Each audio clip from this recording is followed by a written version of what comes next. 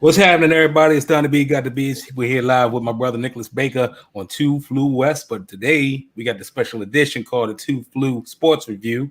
Did I say it right? Did I say it right? You got it. You got it. Okay, it's one of those things. 2 Flu Sports Review. It's like a bar. It's a bar. 2 Flu Sports Review. That's what it Indeed. is. You know what I mean? Indeed. So how you doing out there, though, Baker? Man, all is good, man. All is good. Sorry to see my Warriors ain't do their thing, but it's just it's a season right now going on with my team. So it's all right. We're coming back soon. Well, I thought of you when I watched the game with you in interest. So I was just like, I know he got to be up there. I ain't even call you because I was you. Hey man, it was 2 games in a row though. I'm like, God damn, not 2 games back to back. Heartbreaking losses. But shout out to the Warriors for like an incredible season of coming together and being like a strong team. But we'll talk about that later. Indeed. So you wanna hop on this thing really quick? Wait, pause. Do you want to hop on the show really quick? That was a terrible intro. Listen, you see what I did? You see what I did? You have to edit that out on the playback or something. Let's get it. Yeah, let's get to it, man. So we're in the interest of what's going on in the world. We gonna do it like this. Hang on a second. Sorry, guys. This guy, that bad man, will Aaron Rodgers be traded? What's your thoughts on that? Well, I would love for him to come on over to Vegas, but that's too much like right. We on that short list, the people that he said he would want to go to. Yeah. But I feel like all this gonna be said, he gonna sit his ass right there and be there, or he gonna end up at Denver. I know John Elway ain't there no more, but he's still there. And they said that him and Rodgers was playing golf a couple of weeks, even I think last weekend they were caught playing golf somewhere. So that's never a good sign, at least for me. But I don't know, man. I mean, he seemed pretty serious about it. Like he seemed like he trying to get up out of there. He seemed like he don't rock with the team, or like the way things are going. Mm-hmm. Personal thoughts are like like I said, if I was the Raiders, I damn for sure would go after him. I mean, I can't say I would give them anything for him because I feel like we got some pretty strong pieces, and I feel like we can make some dumbass moves when we trying to go get something we want. Like, I don't need to see them give like Derek Carr, Darren Waller, and like Josh Jacobs to get Aaron Rodgers. Like, that's just dumb shit. But that's the dumb shit that the Raiders do. So I think all of this carousel and back and forth and everything that's happening is going to end up with Aaron Rodgers being right there with the Green Bay Packers, finishing out his career and calling it a day. I don't know. I think it's going to be a little bit different than that, bro. I really do. I think he's going to make his way out of there, and that's just what it's going to be. You know what I mean? Like, I think they're talking about a lot of teams. They're talking about over there with you and with the Raiders. They talk about the football team. They're talking about Chicago. And I think they're talking about who was it? It was one other place. Oh, the Rams. The Rams. And now I think the Rams make the most sense, but them just getting Stafford and and giving up the haul against him. You know what I mean? That ain't happening. I'm just saying, bro. I'd pull that trigger ASAP. Like I get it, but they already set it up. But if I was the Rams, I'd be like, but it's Aaron Rodgers though. Like you got to understand that. You know what I mean? But it's Aaron Rodgers though. You know what I mean? So I don't know. Here he go. What's up, bro? He gonna talk about some damn. Well, you gotta get off our line with that. they were in the runnings for a second too, but they drafted a quarterback, so they good now. I wouldn't even say that, but that's neither here nor the story ain't over. The tail ain't on the tape yet. You know what I mean? I'd rather go with the proven commodity than the hopeful commodity. And not everybody's Patrick Mahomes, man. You know what I'm saying? That's just how I feel about that. But these are facts. I mean, Patrick about to be, he about to be in his prove it years anyway. I think he's overall going back to the topic. I think Aaron Rodgers will be traded. I absolutely think he's going to be traded. He might not be traded this year though, but I think he absolutely will be traded. I think he's going to make his way out of there. Okay, Red said either the Pats or the Jets. No, I don't think they're going to go to the Jets. Not the Jets, but the Patriots got a quarterback too.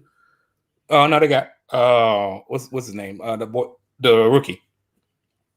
Yeah, they traded out Sam Darnold and got the rookie from not Baylor, Brigham Young or something like that. One of them, Brigham Young. Hey, the Pats got themselves a rookie too. He looked right up Tom Brady's alley too. Oh, distinguished looking gentleman. He just he's definitely a New England quarterback. Johnny America. Oh man, he walked out there he had the head shake. When he got drafted, he was like, "Oh yeah."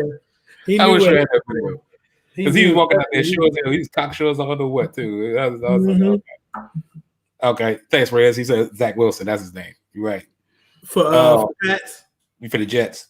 Oh, okay. No, that's for the Jets. That's for the Jets. Is it? No, I think Zach Wilson.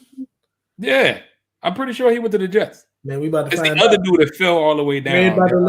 No, the dude from not Texas. Zach Wilson. Is Zach Wilson the one that threw that one pass and everybody was sweating him like, oh my God. Yeah. This pass he threw across his body, he's about to be great. Yeah. Thank you, Rez. I appreciate that. I'll take that and I'll see. I'll get in the checkbox. Who is the team's quarterback right now anyway? I forgot. Who y'all got? Fitzmagic. Oh, that's right.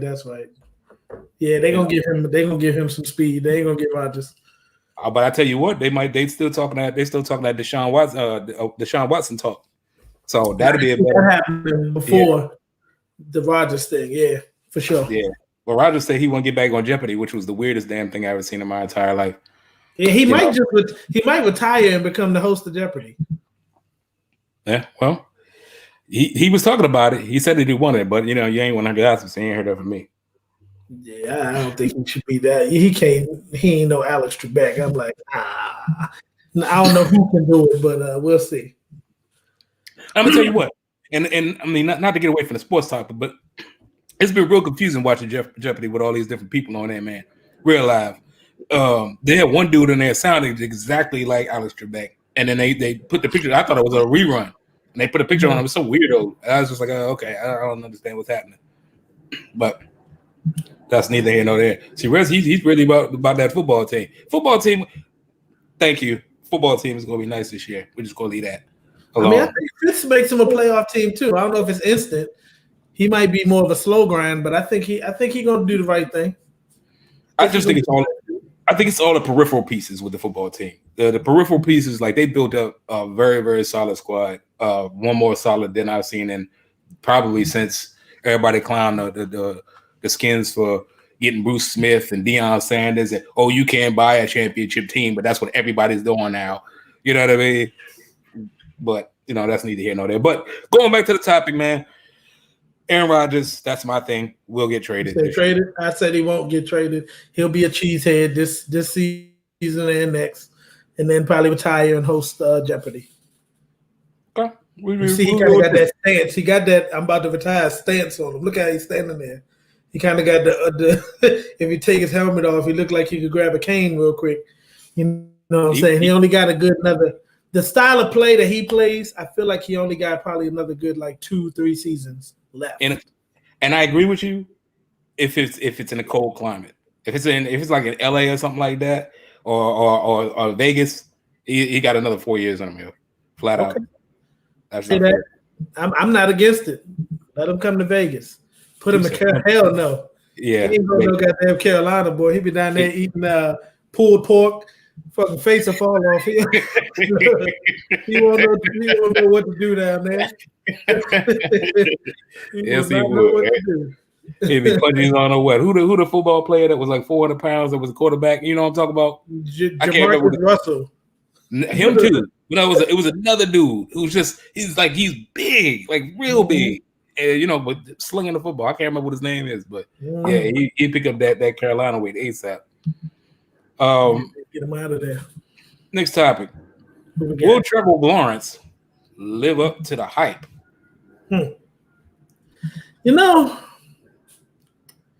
Personally, I don't think so. I hate when they hype up people too much when they coming out.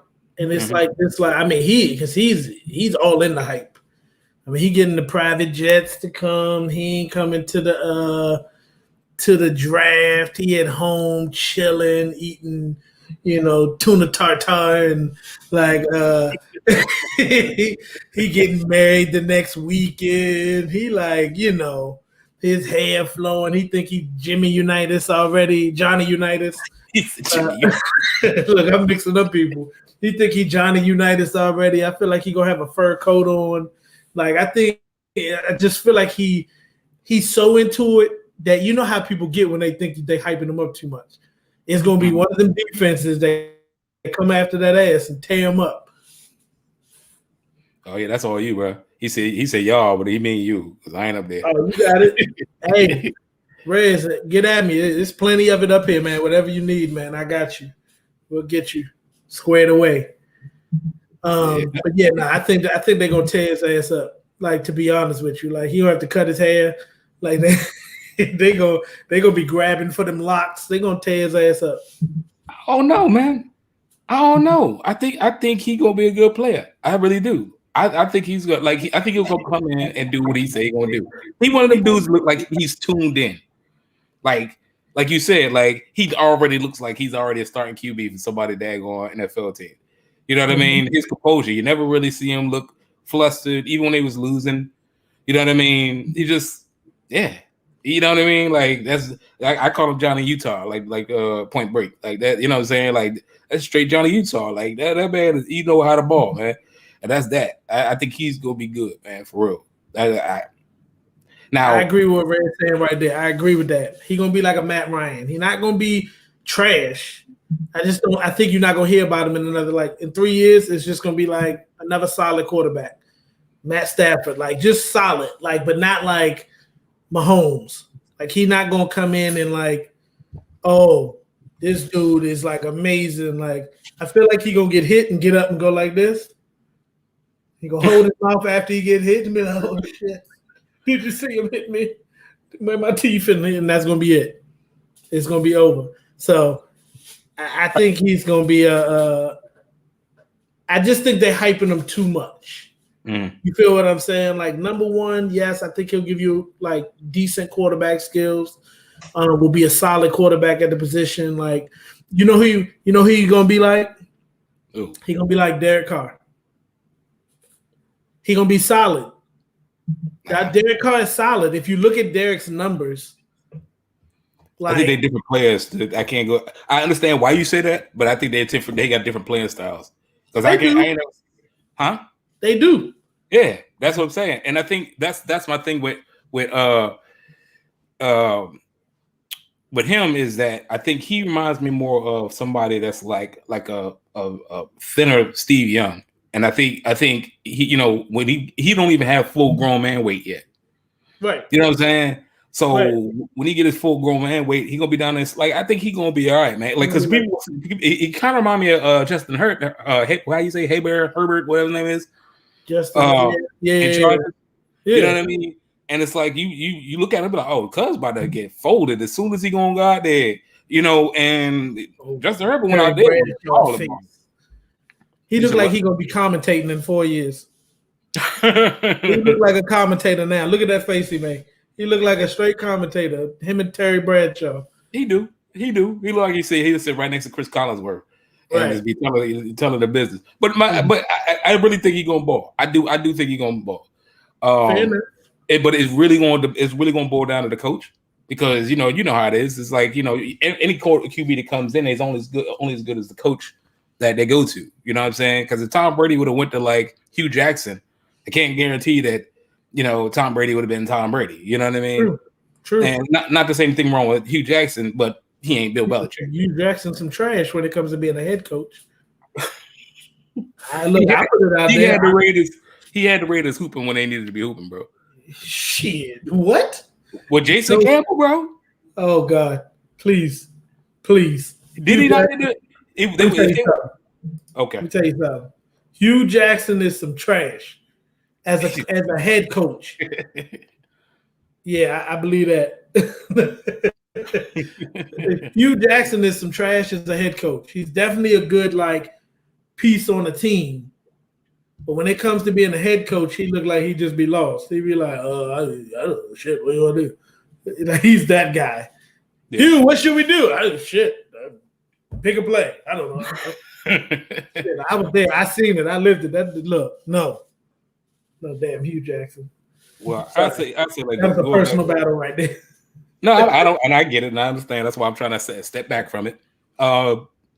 Again, nobody knows what to expect in the majors from Urban Meyer, right? But I believe Urban Meyer is one of those in line, what's old boy Pete Carroll. I don't think he's going to Saban, because Saban wasn't really that good when he came to the pro level. You know what I mean? What's that dude that y'all picked up that was supposed to be like he was a college, huh? Spurrier. Yeah, I feel like that's what's gonna happen. I don't think so. I think again, I think he's gonna shock a lot of people. Again, it's now looking at how he's building his staff is raising more eyebrows at who he's getting, like what players he's getting. You know what I mean? Because like you hired that one guy and then he resigned the same day or the next day. You know what I mean? Then you hired this other guy. That's because he came in and was like, "Oh, this is some bullshit. I'm out of here. I'm not doing this. This here's some bullshit down here." Possible. Who am I to say? You know what I mean? But I think he's a good motivator of men. So's Pete Carroll. I think he has a high IQ and good acumen as far as by X's and O's of football. Mm-hmm. And I think that's really all it boils down to. You know what I mean? There's a lot of people that like Andy Reid is like that to me. Like high IQ, high football IQs are a great motivator for men. You can learn a lot from them. Not scared to take chances. And I think they're in the right play. The right area. You know what I mean? I think they got a pretty strong defense. Now the only thing I would say is if they protect Trevor Lawrence and not expect them to sit back there and run all the damn time, he's gonna be all right. But if they try to make him like a running QB and like a Deshaun Watson style, that I don't really think that's his style. You know what I mean? Yeah. And yeah, you're right, Q. But Carroll's pretty good his first go round too. Yeah, but see, Meyer, he was running a pro office at college, but that's still men among boys. You know what I mean? And that's why I don't watch the college. I feel like they're running what's the show on HBO? Hard Knocks? Yeah. Who's on Hard Knocks this year? I don't know. I don't ever watch that. Should be the fucking Jaguars. Because that's what I feel like they running. The fucking reality TV show down there. They got Borat as their fucking owner. They got fucking Jimmy Unitas. They got Jimmy Unitas right here as the quarterback. They got the high school, like the college, big coach. It's all like a fucking TV show down there. Fair. Well, segue into this. We'll see. We'll see. But I think he's gonna be good. I think he is, or at least because remember, everybody got to remember Peyton Manning wasn't that good his first season either. Mm-hmm. That's all I'm saying. But segue into this same team. Thoughts about Timmy T again with the Jags. Again, fucking reality TV show. You hear me? He looked like he hosts American Idol. Like he like The Bachelor to me. Okay, we'll go with that one too. But how the hell? I mean, you already know what this. You know, it's already sparked controversy and like big things. Breakout player. This him? Or are you asking? Oh, I was like, he's gonna be the breakout player. I was about to say, wait a minute. You know, it's already kind of sparking controversy. Agreed. You know what I mean? With the whole Kaepernick situation. That's the first thing people went to is, you know, how the hell Tim Tebow get a contract? You know what I mean? But, I mean, he switched positions. You know what I mean? So that's one piece of it. Yeah, that's what it really boils down to. He waited. He knew exactly when to come in and be like, oh, hey, let me get this check. You feel what I'm saying? All I'm gonna say is, if it was anybody else, not Kaepernick, obviously, because they're not bringing him in as a quarterback. They're bringing him in as a tight end, right? So immediately, I was like, oh, that's dope, because they're gonna try to make him like Taysom Hill. Literally, the first thing came on my mind, and I think, I agree with you on that, Alan. But you know, hey, whatever. I mean, that's a whole nother topic. I agree. It's gonna be a blackout. All blacks in America going to roll over and they goddamn tear up. But no, I think again, going back to Tebow, I think Tebow he's still in shape enough to play. He's big enough to play the position as far as by way of a blocking. It's not like the Giants getting Kelvin Benjamin, right? And it's like, this is a wide receiver, and he's a big one, but does he know how to block? What's his center of gravity look like? You know what I mean? I think Tebow has a he's pretty stout. He's got you know what I'm saying? Like, he's athletic enough, and he can give you the trickery. You know what I mean? And I think people are giving it way more hash than need to have. I just think that if not nothing else, Tebow positioned himself well because of his personality in order for him to be able to come back to the league. Because there's a lot of people who burn the bridges. Oh, F that, and and then when there's an opportunity, I don't want to deal with that personality. I don't want to deal with that, like T.O. I don't want to deal with that shit. Chad Ochocinco. I don't want to deal with that shit. Like T.O. could probably go out and be on somebody's team right now. You know what I mean? Like, he's always been in shape. But nobody want to deal with that shit that come with him. You know what I mean? I mean, I hear that. I think I hear all of that.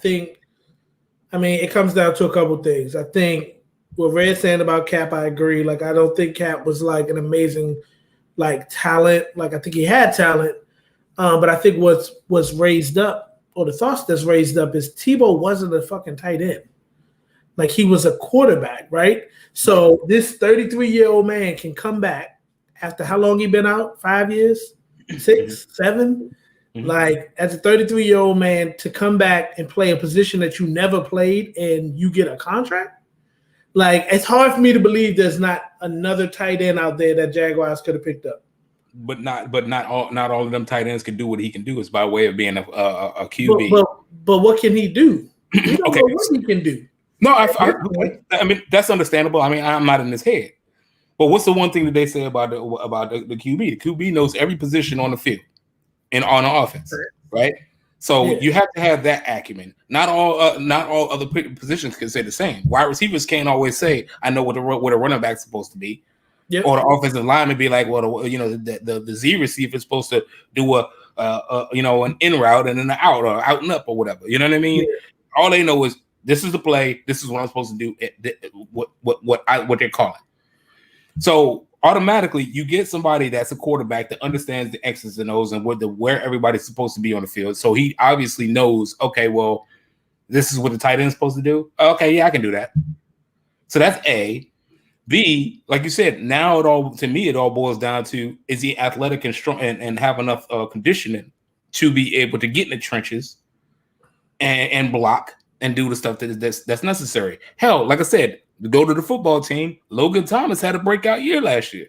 Logan Thomas was a quarterback. You know what I mean? Mm-hmm. So, and like I said, not just like I said, the Taysom Hills, there's a lot of tight ends that aren't that damn good in the league now. You know what I mean? So I think at the end of the day, to be able to I think it really boils down, and that's the X factor that nobody knows because nobody sees him doing it. But is he athletic enough? Can he hold his own and block? Obviously, I think he can catch. I mean, let's just assume he can, because if not, then it's like, what the hell are you doing? Yeah. You know what I mean? But yeah. I definitely think he's going to be used for gadget plays, like you say. Like I said, to me, he's just a bigger Taysom Hill. I know he loves contact because he sure as shit loved to look for the contact when he was with the Broncos. Mm-hmm. You know what I mean? So I think he's going to be good. I think he's going to shock a lot of people because people like Stephen A is like, well, no, I can't say Stephen because that's my friend Tim Tebow. Hey, look, Alex said he gonna be a red bone weapon. I was like, the fuck is a red bone weapon? I was like, you making a new shit. I was like, I gotta look that one up. That sounds like some Pornhub shit. Yeah,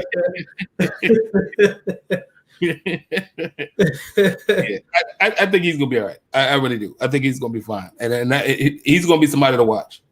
And I have, I can say with the utmost certainty, I'd say at 90%, he's gonna make the roster. I mean, I put it to you this way: I feel like what was said earlier around knowing people in high places is the thing that has people outraged, or like. Not outrage. I don't think there's outrage around it. I think people questioning it. The fact that this man ain't been talked about to be in football for years. And then now he got, a coach in there that know him and know some people. Now all of a sudden he already on the field with a contract. Like, okay. That feels a little like, damn. Like, so that's a little bit of privilege right there. But it is what it is. So let me ask you this: what's his name? Robert Saleh, I think that's his name. Robert Saleh, the new Jets coach, right? Mm-hmm. This is his first year. Got a new quarterback, whatever. Let's just say all of a sudden he signs Ray Rice to be a wide receiver. Ray Rice? Yeah, to be a wide receiver. The old running back? Yeah. Is he going to get the same kind of traction? Yeah, probably, because it's going to be like, why? Where the hell did that come from? And Ray Rice, he went out because of what? Yeah, I mean, I get that. I think it will get the same traction. Like, I don't know. I don't know why you made that move, but you got to look at it for what it is. It's like, I'm trying to think of who could come back. It's like if Nate Burleson was coming back as the quarterback. We all know good damn well it'd be like, bro, that's a head scratcher. But I mean, Tim Tebow as the tight end, it's just kind of like people saying, "Oh, he looks big enough, and maybe he could." But it's like, why the hell is that okay? Like, he ain't never played tight end for nobody to see. But all it is, we see a picture with him in the jersey, and it's like, hey, well, he do look like a tight end. So, but that's my point. But at least you have models, right? At least you have models to be able to say, there are people, like I said, you got Logan Thomas. You got other Taysom Hill. Taysom Hill was drafted as a QB. They converted full real time to tight end. There's other people who play the position of tight end that were QBs. They didn't make it. Taysom Hill, is he a tight end? Is Taysom Hill a tight end? Huh? Is he listed as a tight end? Yeah. Or quarterback? Tight end. This year he might be QB, but last year every year he was a tight the quarterback third string quarterback. The only reason I'm gonna tell you why I know, because the last 2 years I drafted him in my my fantasy football squads. They changed it. But what I'm saying is, like even like I said, Jordan Reed when he was with Washington, Yeah, he was a QB. You know what I mean? What, in college? In college, no, he was a QB in college, but he switched to the tight end in college. Right, but he didn't get drafted. What I'm saying is Tim Tebow came out as a quarterback, played for a little bit, was kind of some trash when it came to being a quarterback, left the league, did everything under the sun other than football, and now 5-6 years later is coming back as a quarterback. I mean, as a tight end. It's not like, oh, he was in a program. They're doing like a kind of working with them to see what they can do. Like Taysom Hill came to the Saints and they worked on this stuff with him. Tim Tebow is coming in as like, oh, he's coming in and we're going to make him a tight end. And it's just like out the fucking blue, like out of nowhere, like Randy Orton. I'm like, what? How the hell does that happen? So, I mean, the reality of it is I think if it wasn't going to be no other team but Jacksonville because of the ties and because of who he knows. I think that's what I'm boiling it down to. It's not because somebody saw like this moment of like, oh, I think he could do it. I feel like he knew someone and was like, yo, I think I can do this. He told them that. And they was like, all right, fuck it. We'll give you a shot. Like, my dog's going crazy right now. They're like, it's bullshit. They're like, it's bullshit. It's bullshit. Yeah. But I mean, I think that's what I'm thinking. I'm more just like the way it all transpired. It's not like we've been seeing videos of Tim Tebow working out as a tight end and like he's been trying to get in the league and you know, he's been putting in his work. It's almost like out of nowhere they was like, oh, Tim Tebow signed as the tight end. There it is. You feel what I'm saying? It's just out of nowhere. What happens when players get like moved to other places? What usually happens on a team, like even with Taysom Hill, they draw up like 1 or 2 plays to start and see how it goes. Right? The Taysom Hill shit was working, so they like, oh shit, we got something here. Let's draw up some more plays for him. You feel what I'm saying? I can't argue that. I can't argue that. That's usually the way it works. So for him to come in and it's just like, oh, because he got his back up here and he looked like a tight end, I'm supposed to like, and I remember, yes, he did search out for contact when he was playing. He definitely was a physical player. Doesn't mean he's gonna be a great tight end. Yeah, he quirks out with the players. I feel you.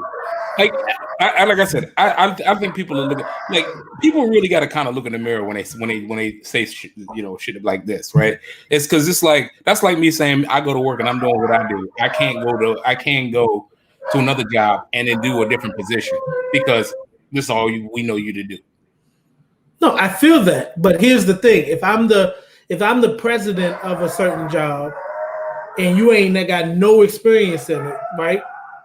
And there's all these other people trying to get it, and I know you and I bring you in, you don't think people are going to be like, he got the job because that's his boy. Right, but okay. I mean, it is what it is. I'm not saying it's wrong. I mean, it is what it is. It's like, it's one of those things where you damn right I gave him the job. That is my boy. Yep. I know I can trust him in like this way, and this way. And I think that's what you're saying. You're like, though he may not have never played tight end, there's a certain trust level that's there of him knowing certain things that may bring some value.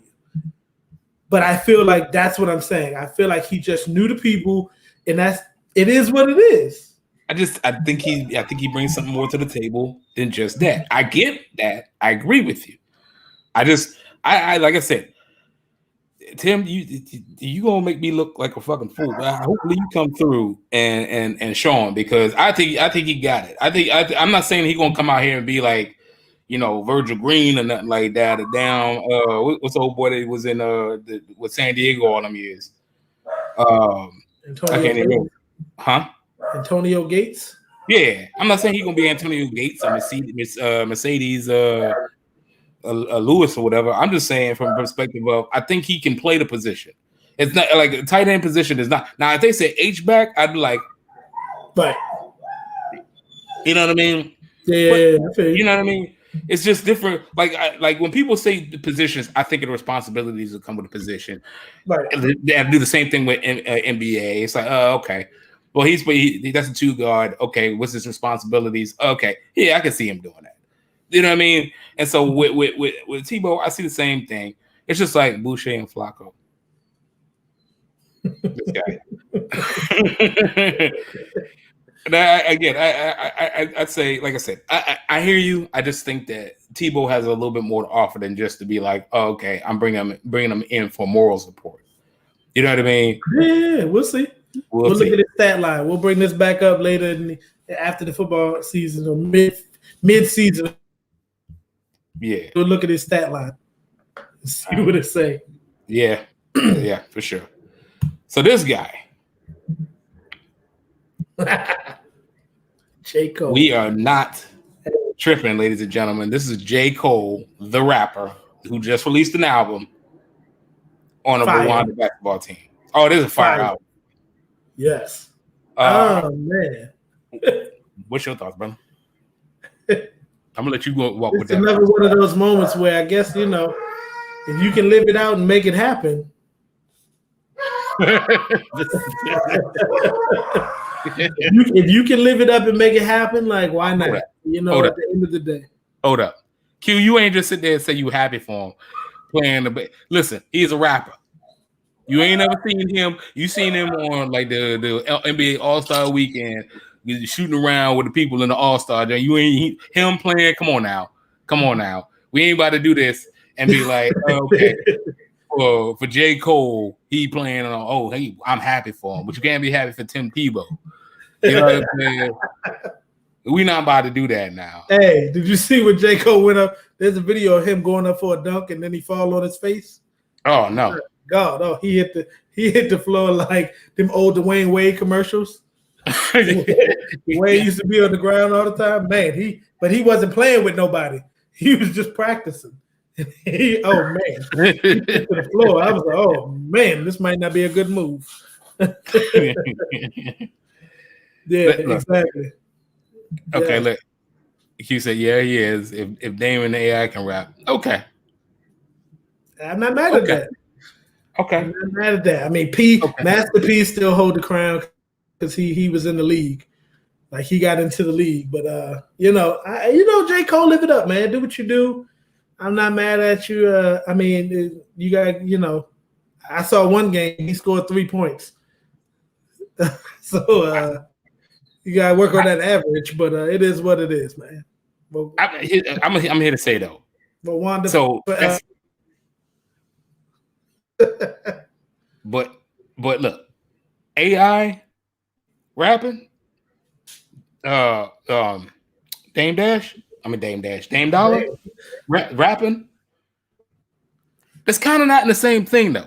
At least you say with Tim Tebow, it's like, okay, it's part of on the field. I know this is the okay. That's like you being at we working for Universal Records and I'm in the A&R department. Then I switch over to financing. It's in the same fucking field though. You know what I mean? Now it's just like I ain't gonna play basketball, but I rap though. And then, yeah, you can be good at either one, but it's like I don't understand how you can't see that. Oh well, Tebow was like, oh, okay, well, because he's a quarterback, and that's all he does is throw a football. And it's just like, yeah, it doesn't make sense to me. Sorry. I hear it. I hear what you're saying, but I do want to highlight the fact that J. Cole is in he plays for the national Rwanda team. Like it's not like he's on the Brooklyn Nets. You feel what I'm saying? So if Tim Tebow showed up as a tight end for Arena League or in that WWE football league, I may not feel as strong as I do as him being in the NFL, which is supposed to be the elite players of the sport. Well, God damn it. You're not about to do that to Rwanda basketball team, first of all. Because Rwanda basketball team is top flight. They got the whole, that's why they Rwanda basketball team. All of the best players in Rwanda play for the basketball team of Rwanda. Look at the gym. I mean, I really ain't got to say much more. Just look at the gym. You feel what I'm saying? They got seats from anywhere. Them look like seats from Fairmont Heights. And they just threw them in there. Hey, man, look. I mean, they painted them. They painted them different colors, but, they just threw them in there. See, that's what he got checked. Like, look, it ain't no rhyme or reason to the color pattern. They just got green, yellow, and blue. That's what watercolors. It could be. Well, I mean, that ain't on his uniform. It very well could be their colors. But look, is it a picture? Like, how did they pick the seats? It ain't like you're sitting in the blue section. It's like, there's the blue, green, and yellow section everywhere. Like, I don't know. Maybe it's me. But whatever. Hey, at the end of the day, hey, J. Cole is getting it in. I think he's a bring right. They got. Let's be realistic, though. There's certain people who actually have been known, like they got a name for themselves as actually good ballers in the entertainment industry, and J. Cole is considered one of them. I'm just saying. Yeah. And Percy Miller too. Listen, if he want to go over there and do his thing, man, it is what it is. Do your thing, bro. Like, live it up. Like, it's like he said, if having money, was a person. So when you can just kind of make it happen, make it happen. But he's very much like Tim Tebow when I think about the fact that, like, if he wasn't J. Cole, he wouldn't be on the team. Same skill set, right? Same skill set. But if he wasn't J. Cole, he wouldn't be on this team. Sometimes it just comes down to who you know, who you are, and that people want to bring a draw. He's going to put some people in the seats. He's going to bring some attention to that team. It's the same thing with the Jaguars. It's a move. Jaguars. It's like, you know what? We got a high-fly quarterback. We got Borat. Like, we down here in Jacksonville, Duval. We got to get it in. We got to get something else to get us popping. So Tim Tebow it's a draw. It's like, damn, what they doing in there? I got to see what Tim Tebow going to do. You feel what I'm saying? Like, it ain't about it's just putting people in the seats. So I get it. Part of it is a business, and that's what it is. So do your thing. Listen. More power to J. Cole, man. Like that's his pivot. I fucks with it. That's how I feel about it. You know what I mean? Like, and he put a fire album out. He put a dope album out while doing it. Ain't like he got trashy in what he do. It's like he put out something that was dope, and then said, "All right, let me get in here." I think Chris Brown. I think J. Cole will body the fuck out of Chris Brown. I think they would. Like, that's what they need to do, a versus basketball jump. One-on-one jump. Right. That's what they need. Let them get it in. As long as they don't play in that arena. Brian McKnight will smoke both of them, though. They can't play in that gym, though. Yeah. Hello to the no.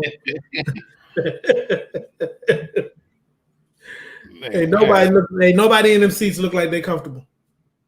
Nobody. Look in the whole crowd. Everybody's sitting up or over. Ain't nobody comfortable. But I tell you what, they all masked up though. I wish LA get the pick. You goddamn right they masked up. They gave them at the door. Hey, your mask. Put it on. Not playing these games. Indeed. Cool. All right. What we got next? Here we go. Steffi with the pies. There you go. Chef. Should the chef have been the MVP of the league this season?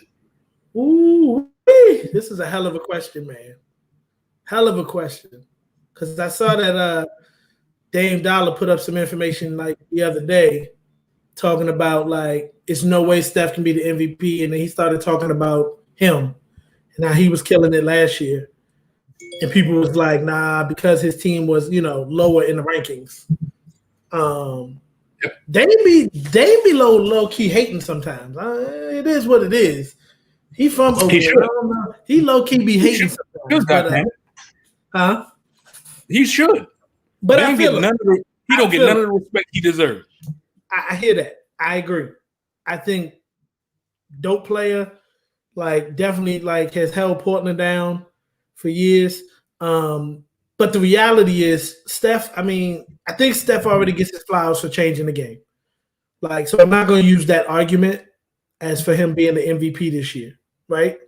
Like that's already done. That's already like set in sand. Like he changed the game. But when you look at that squad and you look at where they were even just potentially going to be, even though they didn't get in, like he was carrying a squad that was really like him and Draymond. Mm-hmm. Like Toscano Anderson, Jordan Poole. Hey, Poole be balling though. First of all, but you got to understand why. Like, yes, he be balling, but I got to give it this. Like, you got to think about one, like Mike, like players that play with Mike and being able to work out with him and see what his routine is. I definitely think that affected Jordan Poole. Two, man, they was triple teaming this dude, triple teaming Steph Curry. And he's still getting like 40. But then even with that, that's going to open it up for everyone else. You feel what I'm saying? Like his play, to me, definitely directly impacted other people on the court and them having better games. I think, just like I think Draymond is affecting Juan Toscano Anderson. Like I think Juan is really locking into what Draymond does and trying to be that player. Right? And I think that's good for him. But when you think about the fact that Clay wasn't there, when you think about the fact that their first round draft pick got hurt, you know what I'm saying? When you think about the fact that even though Kelly Oubre wasn't killing the game, he figured out how to play with the Warriors, and then he got hurt. You know what I'm saying? Like, it was like the pieces that they had put together to make this team work, everybody got hurt. But they were still balling with everybody within like inches. You know what I'm saying? And that like largely had to do with Steph. So I think about the other people that like are in the race. They're gonna give it to Nikola. And they should. Okay. He's dope. Because they are in. They did. See that, but that's my whole thing with it. I think honestly, to have that question to talk about when you talk about the MVP discussion, the problem with the MVP discussion is because it's flawed. It's a fucking popularity contest. Yep. There's no clear criteria to check off the boxes. Because if it did, there are a lot of the people that is MVPs wouldn't be MVPs. Period. Because when you say stuff like that, a person who catapults their team, yeah, I'm telling you, this year, if you're talking about it like this year, like I said, Nikola for sure, Embiid for sure, consideration. The person who nobody's talking about should be in the conversation is Mighty Mouse, little boy from Memphis, John Morant. If Ja wasn't playing, if Ja wasn't balling, Memphis wouldn't even be a thing, flat out. But they're in, they balling. That's not true. What do you mean it's not true? That's not true. I don't think they're going to be the same team that they are with him. But if you're trying to say that, I can't think of the center's name. Valanciunas. Yeah, Valanciunas, Brooks, Slow-Mo. Oh, God, there's like a couple other players on that squad. Like, what I'm saying is they got a deep squad.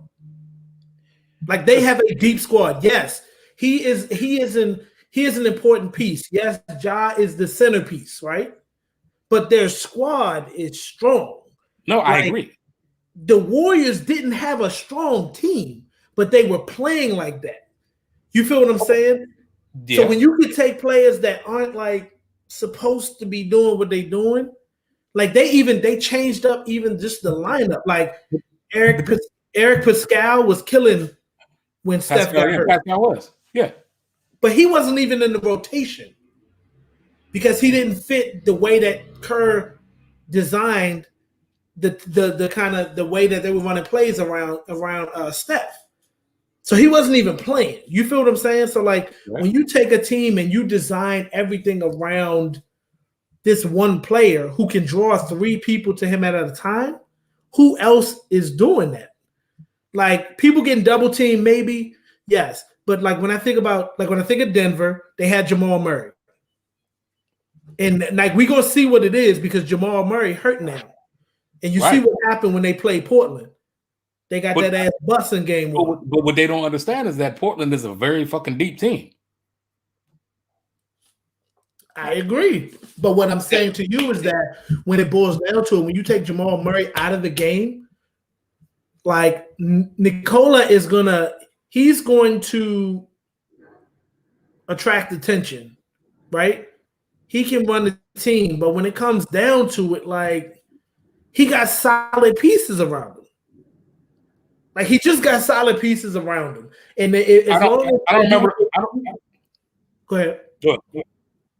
No, I mean as long as they do what they do, they're good. It's like I feel like with Steph, it became a thing where Steve Kerr created a whole new. I mean, not whole new, because a lot of what they were doing was based on some of the things they've been doing, but they had to redesign it a bit because of all the injuries. You feel what I'm saying? And I feel like everybody wants to be like, oh, Steph ain't this, Steph ain't that. And I think when you think about like his size as far as not being like, you know, it ain't athletics that makes him what he is. Ja Morant is athletic. You feel what I'm saying? Like a lot of what he does is all about his athletics. Like even when they if you think about it, when they beat the Warriors, he made all these 3-pointers because he was wide the fuck open. Because that was part of their design. No, they gave him the shot because in the previous game he was missing them. That's what I'm saying. So but that's why I'm saying he should be more in consideration because every time people give Josh something, he changes, or they don't give him something, he changes. Either way, he makes the adjustment that's necessary to move the football team forward. With regard to God damn. Well, sorry, the basketball team forward. Sorry. Now with regard to like people like you said, I look first of all, and I'm saying it, I have not hid from it. I've said it multiple times. I would trade Bradley Beal for a banana peel if I could. I don't give a fuck how much he scores. But one of the people I said was either Dylan Brooks, give me Dylan Brooks, or give me fucking Chris Middleton. Yeah. Period. Yeah. Period. So I know what Dylan Brooks bring for sure. You know what I mean? Volusiunas, how you say his name? Valanciunas. Yeah, he's a baller. He was a baller in Toronto, but like they even said that when he got work with track and field coaches and stuff like that to improve his speed and his footwork, he became a better player. Yeah, but he became a better player in Memphis. Brandon Clark is crazy. He got monkeys. Jared Jackson Jr. You know what I mean? So I agree, they do have a squad, but who's checking for them? Who's talking about the squads? When you talking about people know more about Golden State squad than they know about the Memphis squad. People are there more. Golden State squad is talked about. People are talking about Jordan Poole. People are talking about all them. Maybe it's because of Steph. Maybe it is your point. Yeah. What I'm saying to you is that at least they're doing it. And if Steph brought that, that's great. But he's still bringing it, and they didn't make the playoffs. You're right. And when they usually talk about MVP kind of conversation, because it's like how many times should Westbrook have made it on teams that didn't really make the playoffs or made the playoffs and was out first round? Oh, but he can't be your MVP because he was on a losing squad or squad that they made the playoffs. You know what I mean? That's why it's like it's always murky. It always goes back and forth. But to me, it always boils down to who scores the most points. If a person scores a lot of shit ton of points, okay, there's James Harden. Okay. Oh, then there's Russell Westbrook. Okay. Oh, then it's Giannis. Okay. It's like then it's Curry. Whoever scores the most points is a great scorer. They're gonna be like, oh, he's the MVP because he's the draw. Mm-hmm. That's what I feel like, and that's why I think it's flawed. I think now whether or not he should be considered the actual MVP, I can honestly say that I believe Steph should. Steph every year is a threat. Except for last year because he was hurt a good portion of the year. But when he's not hurt, he's always in the conversation. Like I said, as soon as he step off the fucking bus, he's a threat. Period. Mm-hmm. But it was entirely too many other people that brought stuff to this. Like even Alice said, I mean, I definitely don't consider him to be. But like look at Julius Randle, fucking Julius Randle. You know what I mean? Like he really kind of carried the Knicks to contention this year too. You know what I mean? No, but this is he held him down, and then Derrick Rose came, and that set him off. But he held him down to what, mid-season? That's a hell of a fucking hold down. I'm not mad at it. You're right. I'm not saying like Julius is definitely balling. Definitely balling. I'm just saying from a perspective of if you talk about a person who means a lot to their franchise, shit, LeBron James again. Mm-hmm. Why are people glossing past this man like he's not doing the thing? And you know me, I've never perennially been a LeBron fan. He's been fucking hurt. That's why. There's a lot of people that've been hurt. I don't think you can be in the conversation if you've been hurt for as many games as he's been out. Like, nah. It's arguably the only reason they slid is because he's been hurt. All right, and I'll give you that. I won't even go against that. Like, had he not been hurt, they probably wouldn't be the 7th seed right now. Then I'm gonna tell you right now, if I was on the board, I would flat out, and like I said, I think Steph is the greatest shooter of our time. I would give that the MVP to, if it was a split, I would give it to Dame Dollar. Sorry, I keep saying Dame Dash. I don't know why. I give it to Dame Dollar. Dame is just, he's unreal. I think when people talk about it too, like they talk about the makeup of the team. So this year, I think Steph is getting all the accolades that people talking about him because of what his team ended up being. Like, Dame got a squad now. They built that team up around Dame. You feel what I'm saying? Like, he's always had his 1-2 when it comes to McCollum. What's his face is coming off the bench and getting it. What's his face? Melo is coming off the bench. He came off the bench and got him 12 in the first instant points. So he's becoming that Jamal Crawford type of player where he can just come off and give you instant offense. They got Nurkic in the middle. You shouldn't even be in anybody's conversation. But why? Slim was Borden. It's about what are they doing for the team. Like, Nurkic is a bully. He played bully ball. He in the middle. He can beat up on Nicola. Like, he can hold him down. He's not going to stop him, but he can bump him. He can get boards. Like, he very much should be in the conversation when it comes to the makeup of the team. Okay. You feel what I'm saying? So when you look at the Warriors, they had high hopes for Wiseman. He got hurt. Kelly Oubre came over and was supposed to be hopefully a fill-in for Clay, and he wasn't that as a shooter, but he was that as a defender and a cutter to the basket, but then he got hurt. You feel what I'm saying? So it became okay, as many people have doubted Steph and said the only reason Steph does what he does is because of all the people that's on his team. This year he proved, it's not that. Well, it's never been that. I'm actually dope. But I'm just saying that the hiccup with him has always been, it's only because look at all the people on this team. That's what it is. That's why he's doing that. And it's I felt like this year he was able to prove him wrong in that sense. And he the numbers he put up, winning the scoring title, I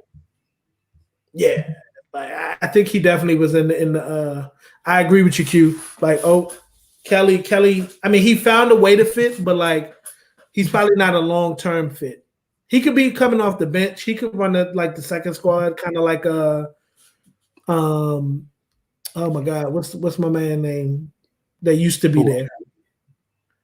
No, that used to come off the bench. Harrison Barnes. Nah, definitely not him. The one who was the finals MVP because he was checking LeBron. Iguodala. Yes. I think Iguodala wasn't a great shooter, but he could defend and he used to slash. And he would give you big buckets when he needed it. I think he's clearly a smarter player than Iguodala is way smarter player than totally agree. But I totally agree. But if you watch in watching the season, Kelly Oubre changed his game. And I don't think that was off of his own mind. I think they were talking to him look, if you want to be successful, here's what you got to do. You got to play like this. You got to cut the lanes. You got to fill in the lanes, play your defense. And he started to do that. And he started having more success. When he first came, he was trying to be Clay. And it's you ain't got that. That ain't you. You not Clay. So, all in all, I don't want to stick on it too long. I know we've been on it, but I definitely think Steph should get like high thoughts about it. I don't think he will. I mean, I definitely don't think he'll win it, but I feel like he was the definite MVP this year. Fair. And I'm gonna say, if he gets it, I'm gonna be happy for him. I ain't want to block nobody blessing. If he gets it, he's obviously worked for it for sure. But I think there's plenty of other people to consider in that, especially with regard to the people that are in the the conversation now. And I think, like I said, just overall, what do you bring to the team? Yeah, Jokic is just he just brings entirely too much to not be heavily favored and considered for that opportunity. And that's just that. I feel you with that though. Iggy was the man of the team, but when to Golden State, he could be who he is. I mean, I don't know. I think he's doing pretty good with Miami. He's a role player. Like you said, he's smart. He's a role player. He knows how to make. He's like glue. He like brings the team like together. And I feel like Kelly was figuring it out when they had Kelly coming off the bench. They took him out the starting lineup, and he started coming off the bench and like started running that second squad. That's when I started seeing the like comparison. I'm like, okay, I see what Steve doing. He's trying to make him into Iguodala. He's trying to give him that, but he had to teach him. Iguodala just could figure it out. Like Kelly had to learn, but I think he was learning. But I definitely think he's gone next year because they can't afford to pay him probably what he want and have him be the player he is. So it is what it is. Yeah, I'm with you on that. Let's see. Championship 2021. Who's your pick? Yeah, William. That's not it. There it is. That's what it is. Who's your pick? Who's gonna come out championship? Lakers. Okay. I say that without breathing. The Lakers is the deepest team in the playoffs right now.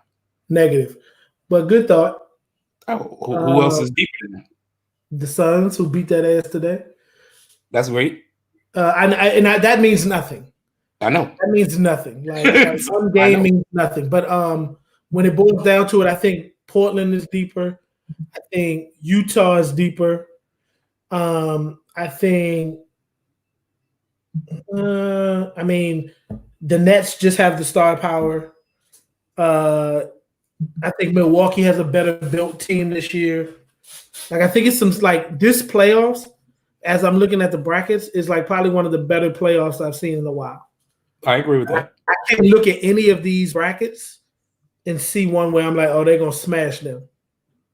You feel what I'm saying? Like even the Wizards gave Philly some game today, and I feel like the Wizards gonna get maybe one or two of them games just because of how hard they play behind Russell. You know what I mean? But I don't see anything that's like a gimme on the board. Like all these games look tight. All these series look tight. So I think it's going to be a good series. I don't think the Lakers. I don't think LeBron is 100%. But I think he still wants to run the team, and I think that's going to hurt him in the long run. Fair. But I don't think he's 100%. Like watching him play the Warriors, watching him play today, he doing all this fugazi shit about like, I'm hurt. Oh my God, give me time. Like, I don't think he's 100%. I mean, he said it. He'll never be 100% again, right? I feel like that's showing up. Like, I think for the first time this year, we seeing like the physical attributes start to like fall away. Yeah, he's got chinks in the armor. Yeah, and people not scared of him no more. Like I didn't see no fear in the Suns today, and that has a lot to do with Chris Paul. But yeah, I don't see them making it through. Like I think if they get past the Suns, I think Portland may actually give it to them this year. Because I think Portland gonna beat Denver. Without Jamal Murray, I don't think Denver can beat Portland. I agree with that. I called that. I said that yesterday for sure.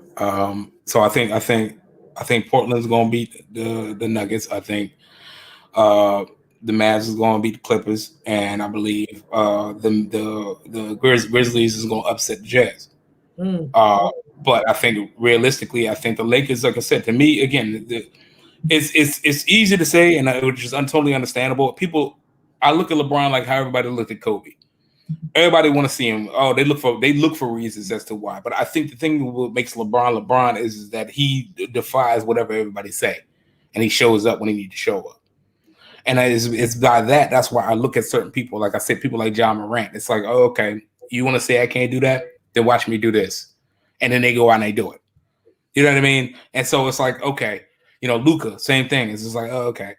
And then Luka comes out and it's like, okay, you wanted to buy a step around the Lakers, cool. We want to slide in this so we can play this because it's going to be a layup. Nah, bro. You know what I'm saying?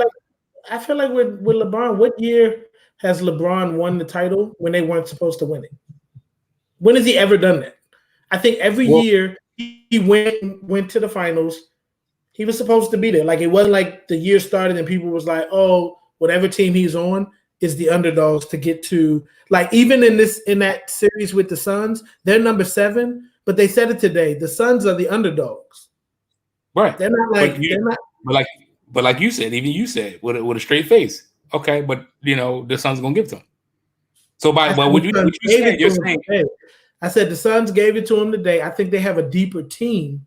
And I think Portland is going to, if anything, will be the team to give it to them. But I think when it boils down to it, the Lakers are the favorite in that series. You feel what I'm saying? Like, they're still the favorite. They were the favorite to repeat when the season started until Brooklyn did what they did. You know what I mean? But and even with that, they still were favored to be there. So it's not like he's doing something where it's like, oh, people are like, oh, you won't. I mean, I think the biggest doubts now is he hurt or not? You feel what I'm saying? So I think there may be doubt in that way, but they were supposed to be here. Like, they're not surprising anybody. You feel what I'm saying? And I feel like every year he's won, he was supposed to win. Like, I think this is he went and got pieces. Huh? I think this is the other year that they're supposed to win. That's just like I said again. I hear what you're saying, and I definitely do. I identify with why you say what you say. Mm-hmm. So this is not one of these things where it's like you're wrong, I'm right. Yeah. I'm saying I hear what you're saying, but what I'm saying is that the question is who do I think will come out of the championship to represent for the West? Who's going to come out for the East? The East is murky to me. It's more considerably balanced than the West Coast because the West Coast has so many anomalies to it. But one thing I do trust is that the Lakers are deep, and the Lakers will. You know what I'm saying? Like, again, you get 2.5 of the best players, the top 10 players in the league, are with the Lakers. Correct. Period. So if you get 2.5 of the best players, especially at the strong positions. You know what I mean? And the low key people sleep on Lil Ugly. You can't sleep on Shooter, yo. He's a very, very good point guard. So it's just like, no, they got the pieces. I'm not saying they don't got the pieces. I just don't know if it's the connectivity this year. If it's just not like you're saying they're deep, but they're really only running like 8 to 9. They're like running the 8 to 9 player rotation. Like, they're not even playing their whole squad. You feel what I'm saying? Like, they don't need to play anybody. Huh? That's what I'm saying. Like, you put their second, you put their second 5 out. Contend with anybody else's second 5 easily. That's just my belief. Again, I think it also comes down to matchups. I just think that in the league this year, there's like on the West, there's some players that the Lakers don't match up well with. And that's what it boils down to. Like today, Devin Booker was cooking Caruso. Cooking him. I mean, of course he would. Cooking him. But they couldn't stop him. It was just like, oh well. Yeah. Right. He looked like a fucking gremlin. But I mean, it was one of those things where and Chris Paul got hurt. So he only had like 8 points, I think. And that's another piece. Like he got hurt, his shoulder was hurt, and he couldn't handle the ball right. You know what I mean? Like so the fact that Chris Paul was hurt and couldn't play up to like his normal, and they still kind of like they beat him by like 10, I think, it's telling. Huh. It's like, okay, if Phoenix get confidence in this series, Phoenix gonna beat them. If they can keep their confidence, they're gonna beat them. But that's a big if with a proven championship caliber team. Yeah, but I'm telling you, with Chris Paul is that one piece. Like he's a player that, I think he's another one that hasn't got the MVP nods, but should have a couple of times because he is infectious when it comes to a team and making them think that they can win. Like he don't ever think he gonna lose. He go out there no matter who he with and be like, look, like I don't think it's a mistake that they're number 2 on the West this year, and this is his first year there. Yeah, you know what I'm saying. Like I think he brings a certain like instinct, like he has that Kobe Jordan like competitiveness in him, and I think that can be a determining factor because, I don't know. I think Anthony Davis is falling under the LeBron James syndrome of when great players play with him, they can tend to fall off of what made them great. I agree. Start to digress because they're looking at him. So I don't think he got that same dog in him no more. Like it feels like he's a little bit more like, Yeah, he got the silver spoon with him.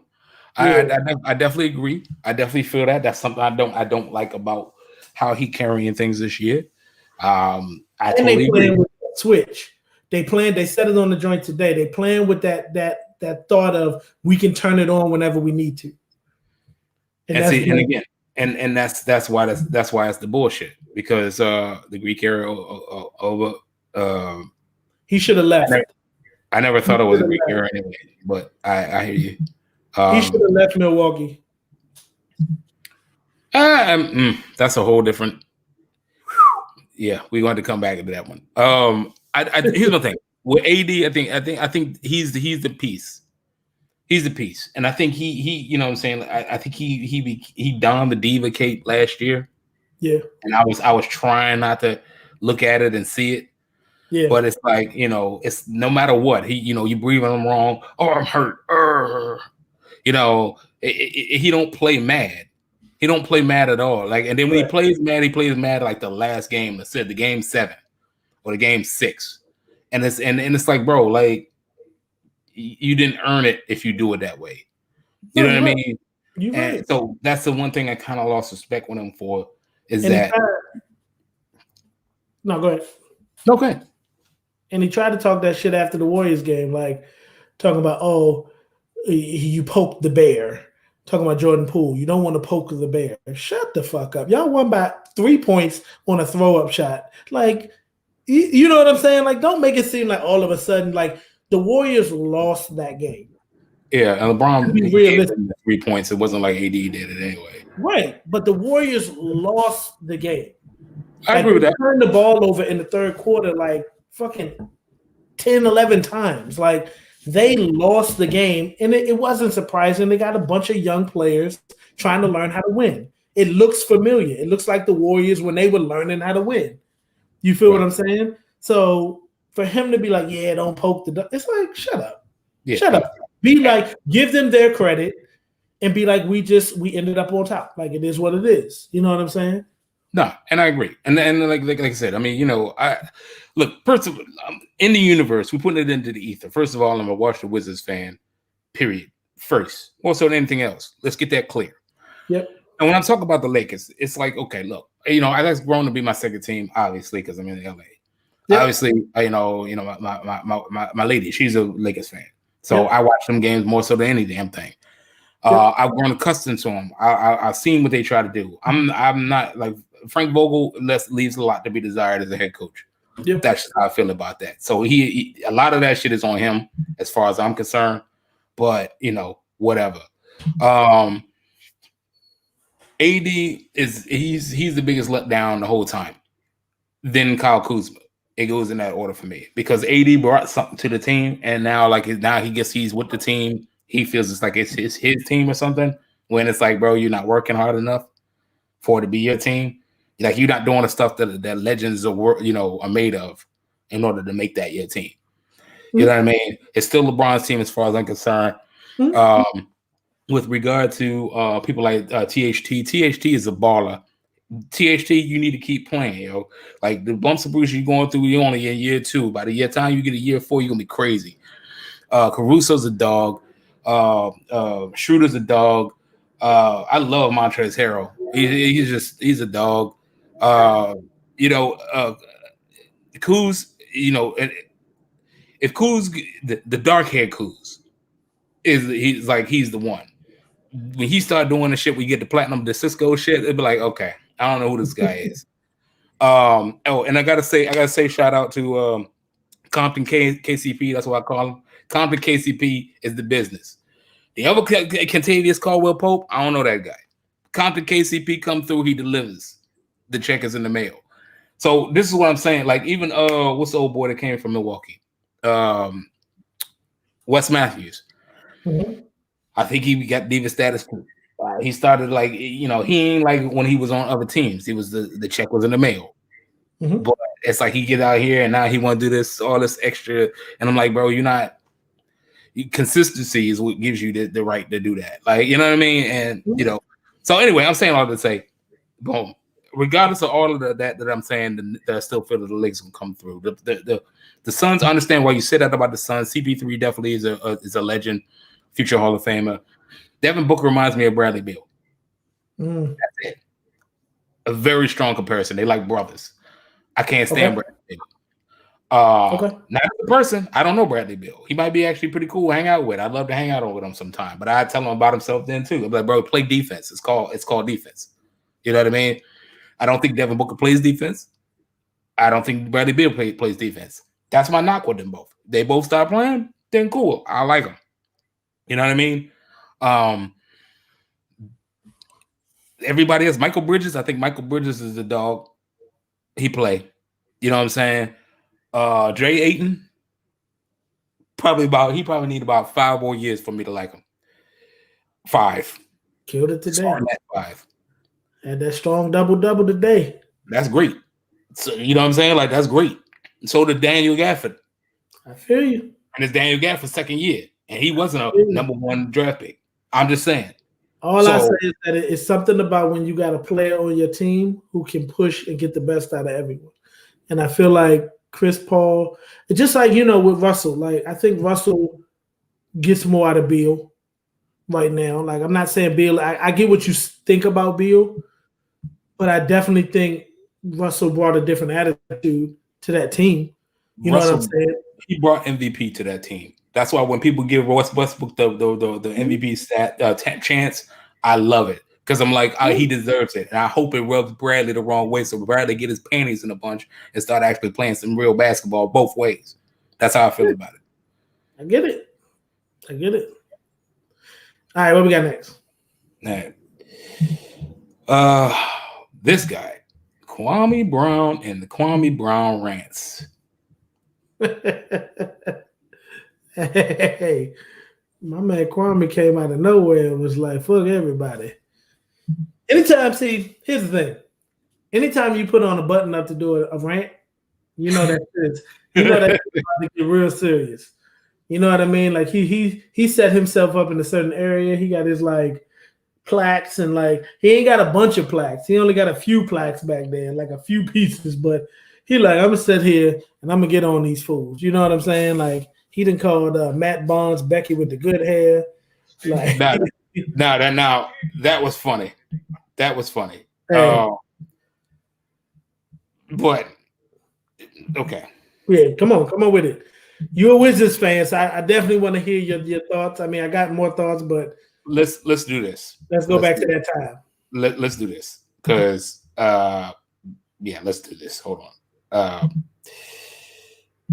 Let's start with some of the let's see that because we had to see the shenanigans that came from this. If I can get it up on the screen, because it's ridiculous. Here's the thing. Okay, you know what? Piss on that. Look. Kwame Brown, I believed in Kwame Brown. I believed in him heavily when, he left DC, and it was like, okay, it was all Jordan. I believed in him when he went to Brooklyn and he started balling a little bit. I think he went to Brooklyn, or was that Andre Blatch? Either or. I knew either way. Kwame Brown went to LA. He's balling a little bit there, just a little bit. My thing with the scenario with Kwame Brown is that own your shit, bro. Own your shit. You own your shit. It is what it is. You can't be mad when other people talk about you if you ain't doing your shit. You know what I mean? And that's my thing. Now, Kwame come back with this whole. It's like y'all gave this dude a whole second season. Yeah. When nobody cared about that daggone Kwame Brown. Again, and saying he could probably do a little thing about me. I don't care. We go back and forth. They gonna come to Nubs in the parking lot. Great, whatever. I don't care. Like, who cares about all of that shit? Like, who fucking Neanderthals. I don't. I think Kwame was a very talented kid coming out of high school, going to the NBA, being able to play, and I think he was caught in the shadow of Michael Jordan, and it messed with him. Any young person would, right? Now that's neither here nor there.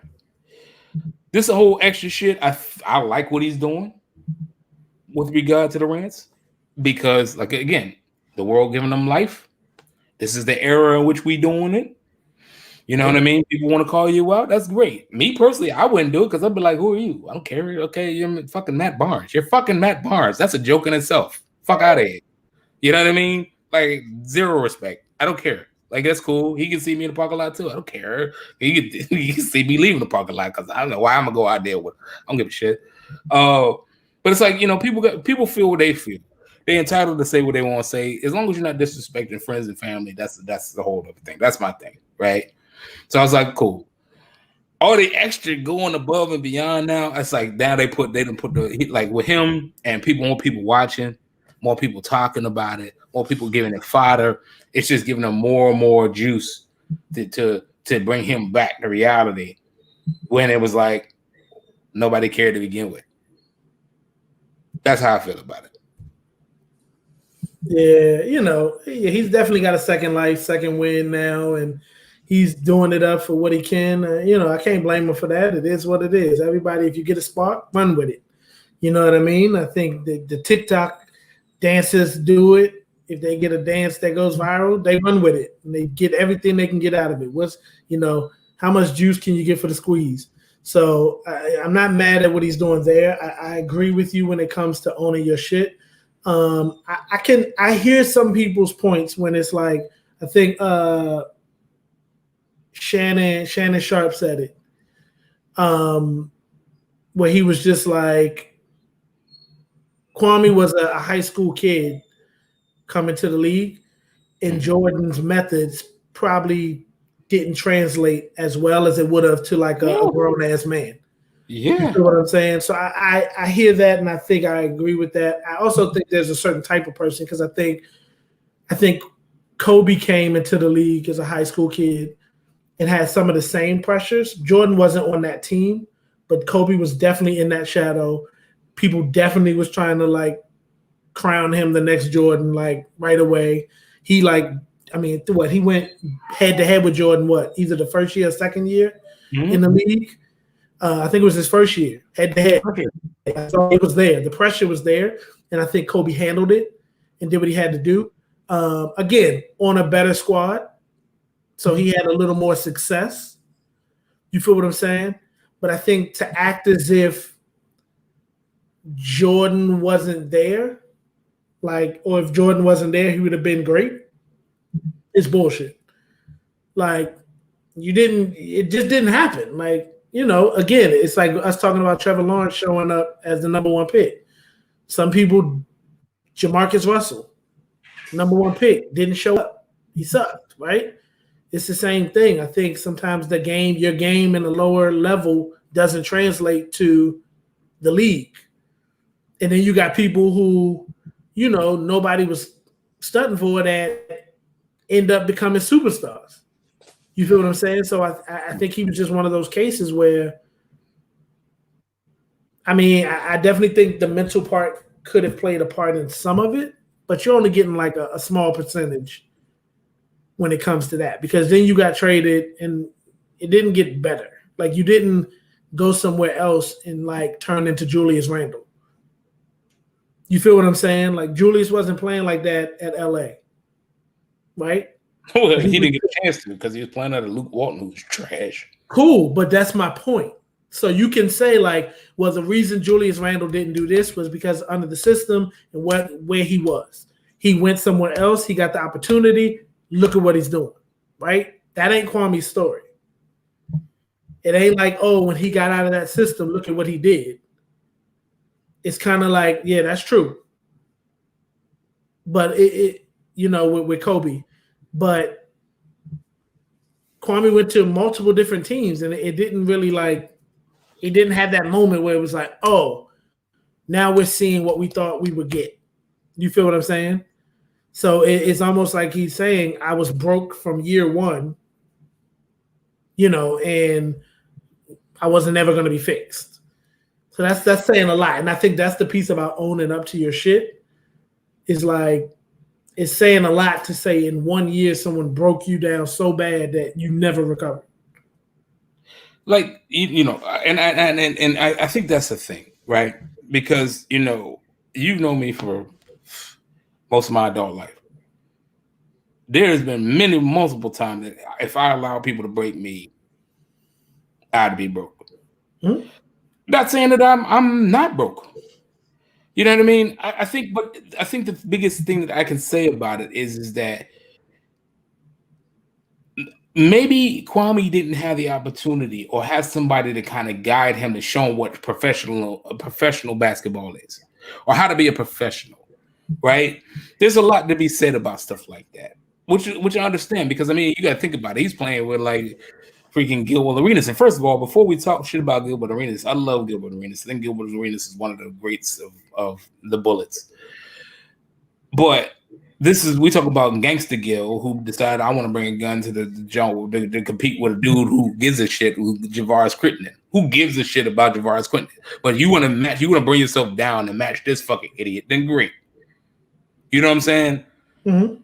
This was the state of disarray that Washington basketball put him in. Mm-hmm.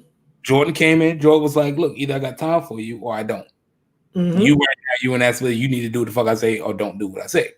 Cool. Mm-hmm. Maybe he didn't know how to connect the dots or translate it all. And it broke him. On top of him fussing and yelling. And we come from a system of motherfuckers who fuss and yell at you. Mm-hmm. Now, either you rise or you don't. That's neither here nor there. All I'm saying to you is now, 20, 30 years later, don't come back now acting like you weren't broke. That's what I'm saying. Don't come back and you want to say, now I want to dish it out on all of these people because after I got 20, 30 years full of foolish bullshit because I didn't say nothing, but now I want to say something now. But you know what I'm saying? I could have been great, but it's on everybody else. Yeah, I can't get with that. He got what, 60 million from the league? I can't get with that. You can't put that shit on somebody else. Like, I agree, but that's what I'm saying. Yeah. That's what I'm saying. I'm saying don't act like, oh, I'm gonna come for everybody because everybody got something to say. When did you really give it everything you got though? Yeah. It's people who got it and people who don't. Derrick Rose, I think, is a great fucking example. Guy, 1,000%. Like, it's so many people. It's so many people. Like shit, like Shane Battier. Like Jesus Christ. You know what I'm saying? Like he was a part the freaking JJ Redick. Like not the greatest guys in the world, but you know what? They turned themselves into be role players that fit on any team and did what they needed to do to catch on and catch fire. That's it. Yeah. You know what I mean? And I think the thing with Kwame Brown is, like I said, at the end of the day, I don't want to speak on that man's home life or house or whatever, and I'm not going to. But what I am going to say is that what are you chasing after? And I think it's pretty evident with these rants. And I think that's the thing. And I caution with that because it's like one of those things as to where it's like, look. I'll put it to you like this. Let me tweet this and go back. I feel, and I'm gonna use myself as an inference. I feel that with the start of Too Fluid, right? I feel with the start of the beat, I feel more incumbent upon me to be more of in a leadership position, to watch what I say. No matter how haphazard I say stuff or candid, I live by what I say. If I say something wrong, then and I'm checked, then I'm just be checked. But I feel that there's more of a responsibility for me to be great. If in this, with all of this light that comes with that. And I'm like, you get put in the league in front of all of these people, in front of all of these cameras, in front of all of this stuff, and then you flop with it. And then you mad because people are calling you at your flop. Change how you play, bro. Yeah. I mean, that's what it is. I'm like, again, I don't disagree that he maybe went through a hard regimen with Jordan. I think Jordan knew one way. Yep. And that's why Jordan is who he is. And that's why the people who were able to deal with that got the successes that they got. And, again, maybe it wasn't built for him. And that's fair. It's fair to be like some just didn't fit for you. But to attribute all of your, non-successes to that is saying a lot. That's like, come on, bro. Like, own your shit for whatever reason. Like, if that broke, like you said, if that broke you and then for the rest of your years you could never get it back together, say something in that. Like, some of it is you. Some of it is the fact that you weren't able to recover or get back up, or you know what I'm saying? That's like you said, kind of the Too Fluid situation. That's like if all the people that we've looked to do interviews with, and people who don't answer or don't say yes, or say yes and don't come, like that would be like us being like, oh, Too Fluid could have been a success, but all those people who said no, oh man, that killed it. So you know what I'm saying? Like, It's all about how hard you drive and how hard you push. So I think some of it he just got to own it and be like, look, this was what it was. It was a hard situation. I didn't have all the tools I probably needed to be more successful, but I did what I could. I think that's fine. Cool. Is what it is. Right. You know what I mean? But all of this blame game shit is like, come on, bro. I mean, it's entertaining. It's entertaining. Be funny as a motherfucker. He the only motherfucker drive around in that truck, boy. He be lighting people on fire. That shit is definitely funny. Yeah, but I'm gonna tell you right now. Now, I do enjoy a good roast now. So, if I come through this way, that's cool. I mean, I'm just saying, but I ain't trying to touch the band. It is what it is. But I hope like Affion Crockett make a parody of it. I can see him acting like that. But like I said, it all boils back down to anybody who put on a button up to get up and do a roast to somebody is definitely meaning business. And he meant business right here because he rolled his sleeves up. And then smoke hookah. Yeah. Cool. All right. Last jump before we go to I Got Dancing. God damn. Thoughts on Russell Westbrook's career, record-setting career. Because the reason why I had to bring this question to the table is because earlier on, a couple episodes back, Brother Nicholas was disrespectful, I feel, in Russell and how Russell Westbrook plays and what he's brought to the table. And I feel that it's just incumbent upon, especially when we talk about MVP talk, we're talking about conversations, we're talking about, but this man, realistically, quite frankly, because much can be said about the points that were scored by Bradley Beal, but changing the culture, on top of that, setting records, being this his first inaugural season with the Wizards, the Wizards. What are your thoughts now? Do you change your tone with Russell Westbrook or no? No, I still think he's the most talented, non-talented player. He just plays hard. I think that's a lot to do with it. But his style, he's a stat sheet stuffer, and that's what he's breaking records with. He stuffs stats, right? But he's a guard that goes after rebounds. He's got more rebounds than most guards because he goes after rebounds. There's certain guards that do that. There's certain guards that don't, right? I think his just sheer will to get at it is impressive. His drive is probably one of the best in the league when it comes to just going after it. But you know me, I'm big on skill set. Like his actual skill set leaves a lot to be desired to me. Like when it comes to, it's funny to switch it to another sport. Like if you think of boxing, right?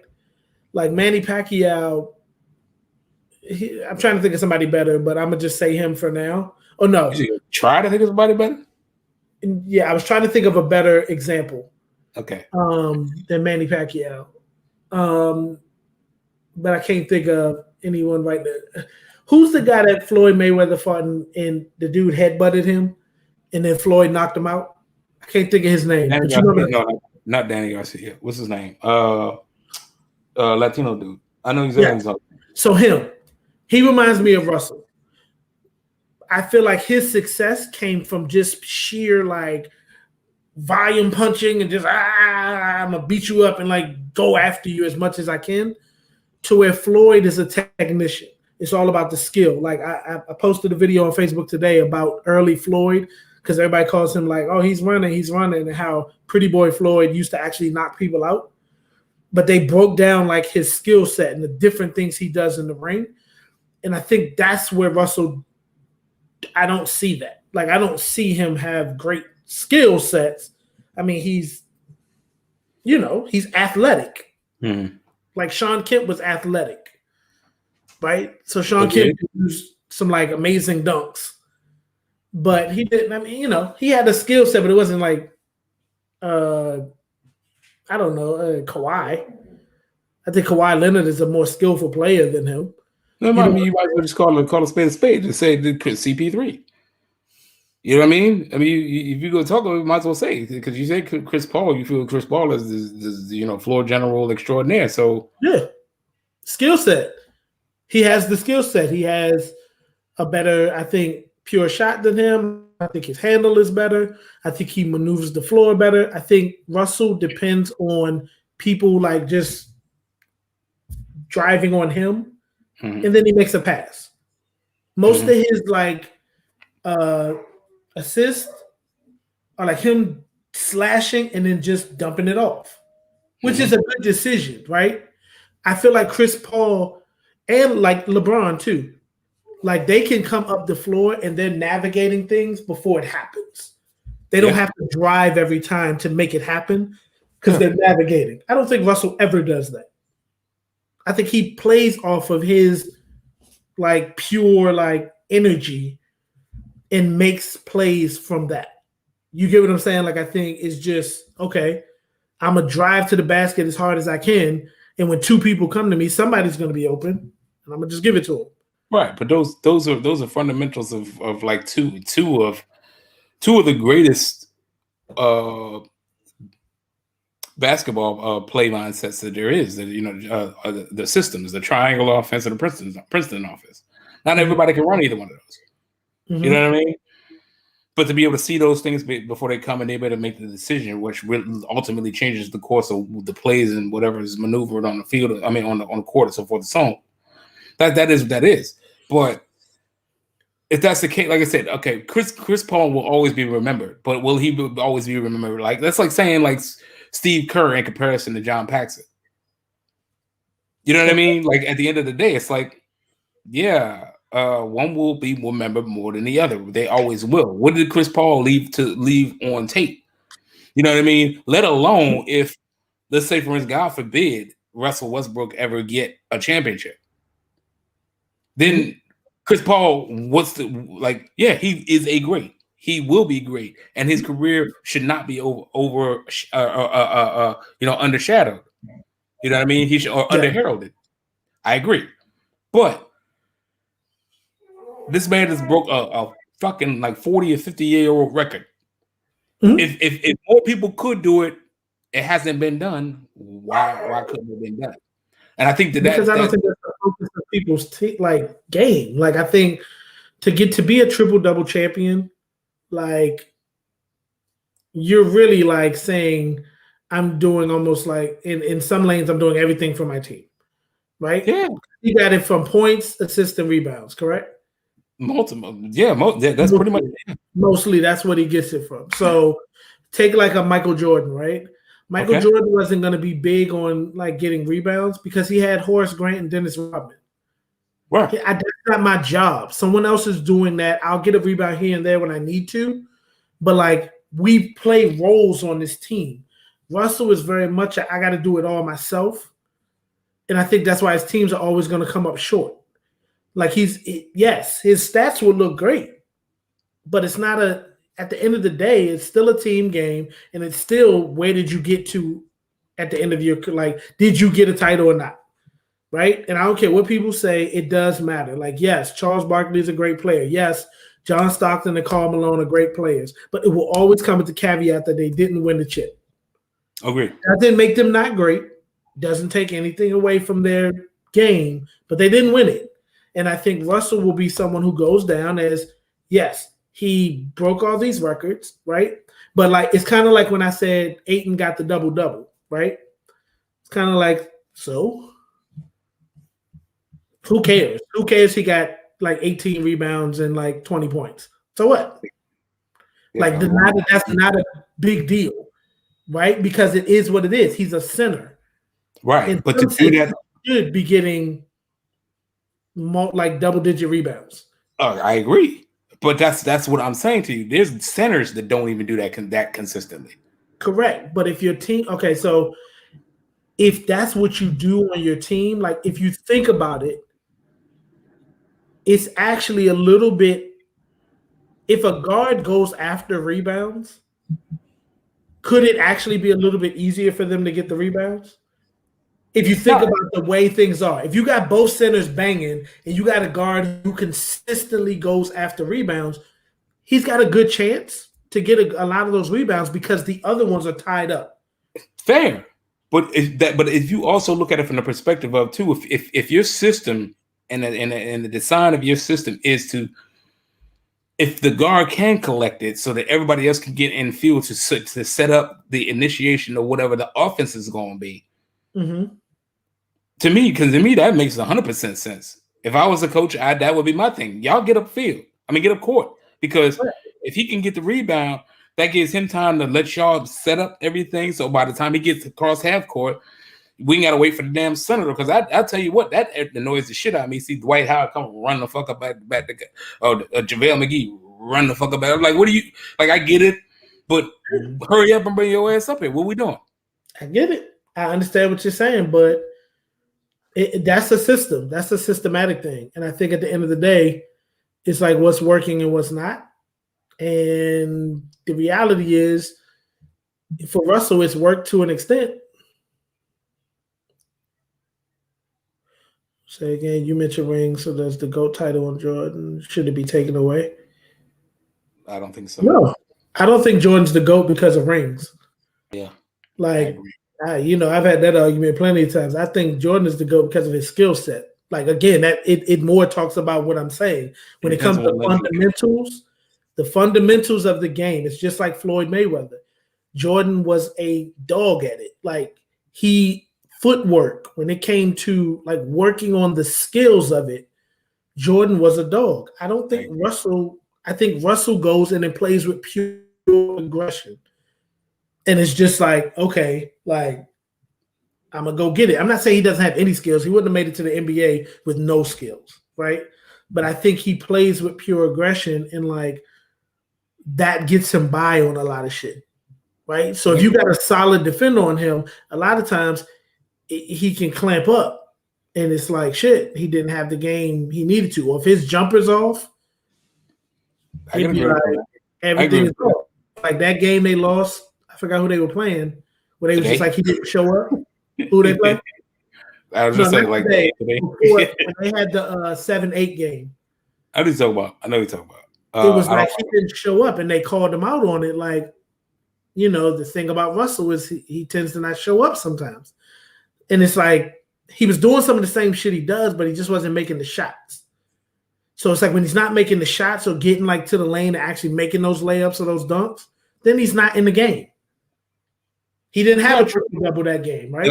That takes a dimension off of him. I definitely agree with you on that. Right, and I feel like the greatest players can actually still affect the game, even if part of their game is off, right? But this brings back exactly what I said in the conversation we had about John Morant, where it's like, Mhm. oh, okay, we can give him space because he ain't gonna be able to make that shot, and then he like hit like 4 or 5 of them joints. Now again, it's Yeah, not but think necessarily about like, that. huh? You're right. You're right, but inconsistency was in the first game. He didn't hit those shots. But that's my point, and I think, like you said, I think to a degree we're saying the same thing, but I think that's the definitive word is consistency. And to me, that's why I say, with regard to him, Russell, in order for him to be able to get that title from Oscar Robertson, he had to be consistent. Mm-hmm. Regardless of whatever reason it was for, he had to Mm-hmm. have a degree of consistency. So Yeah. I think he deserves those flowers. With Yeah. regard to his skill set, I definitely agree with you. He leaves a lot to be desired when it comes to that mid range and that beyond 3-point range shot. I don't question whether or not he can get to the rim, but if he had that shot that was just Mr. Reliable, Jesus, I mean, it'd be a whole different conversation with that man. And I think that's really what it boils down to, is that he's just not a good second tier range shooter. It's just not. Mm-hmm. I mean, I think he makes I think he makes players better with his attitude and like his push. I don't know if he makes players better with skill, but I mean, he's definitely consistent. He definitely goes out there and does what he does. But shit, so was Kevin Love when he was in Minnesota. You know what I mean? Like Kevin Love was consistently getting those double doubles, and that's what he was doing, and it was a normal thing for him, right? I gotta say, because you brought him up, only because you brought him up, Joe. If there was a war for the most underachieving person in the league, it would be Kevin Love for like the last 3 years. I don't care if he heard or not. I hope he sees it too. Like, dude, Kevin Love, be Kevin Love, bro. Like, He played with LeBron. I told you that's the LeBron curse. I think every major player other than Kyrie and Dwayne. No, I think Bosh lost it too. I think they all lose it. Like they get diminished in their game after playing with him. Is what it is. I don't think he makes players better. That's that's a whole nother episode. You know what I mean? Because I'm so like conflicted when it comes to him because I think he's a great like athlete when it comes to everything he does off the court and like all the things he does with people. I think he's a great basketball player on the court. But I think he also leaves a lot to be desired when it comes to, that other conversations people have around like GOAT and all that stuff. So, but yeah, no, I stick to what I say about Russell. I mean, it's great that he set that record. That's awesome. It definitely shows up for his consistency. But yeah. Indeed. And Q, that's somewhat of a pretty good point. But, that's Hard is definitely not a skill set. Like, I agree. You know what I mean? Like, it's something that some players have a lot of it. That's, typically what people say LeBron doesn't have sometimes is that he doesn't go at it like a dog, like, or at least early in his career. I think he's learned it now. I don't want to take that away from him. I think early in his career, people used to say, like, it's like he'll quit, right? And, like, that wasn't what people were used to seeing. Like, Kobe shot 2 free throws with a torn ACL. Like, that's hard. You know what I mean? And early in his career, LeBron didn't have that. I definitely think he's picked it up as he's won championships, so I don't want to diminish that. But I think Russell definitely he doesn't want to lose. He's a competitor. Yeah, of course. Right? He's a competitor, but I don't know that Russell thinks about what do I have to do to get to the next level. I don't think he examines his game like that. What has he improved on? You talked about consistency, right?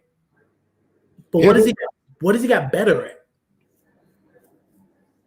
Who you talking about, Brahma? Nah, Russell. Oh. What has Russell got better at? I think he's consistently at the same level. I mean, I think he's evolved to be a more consistent version of what he wants to bring to the table.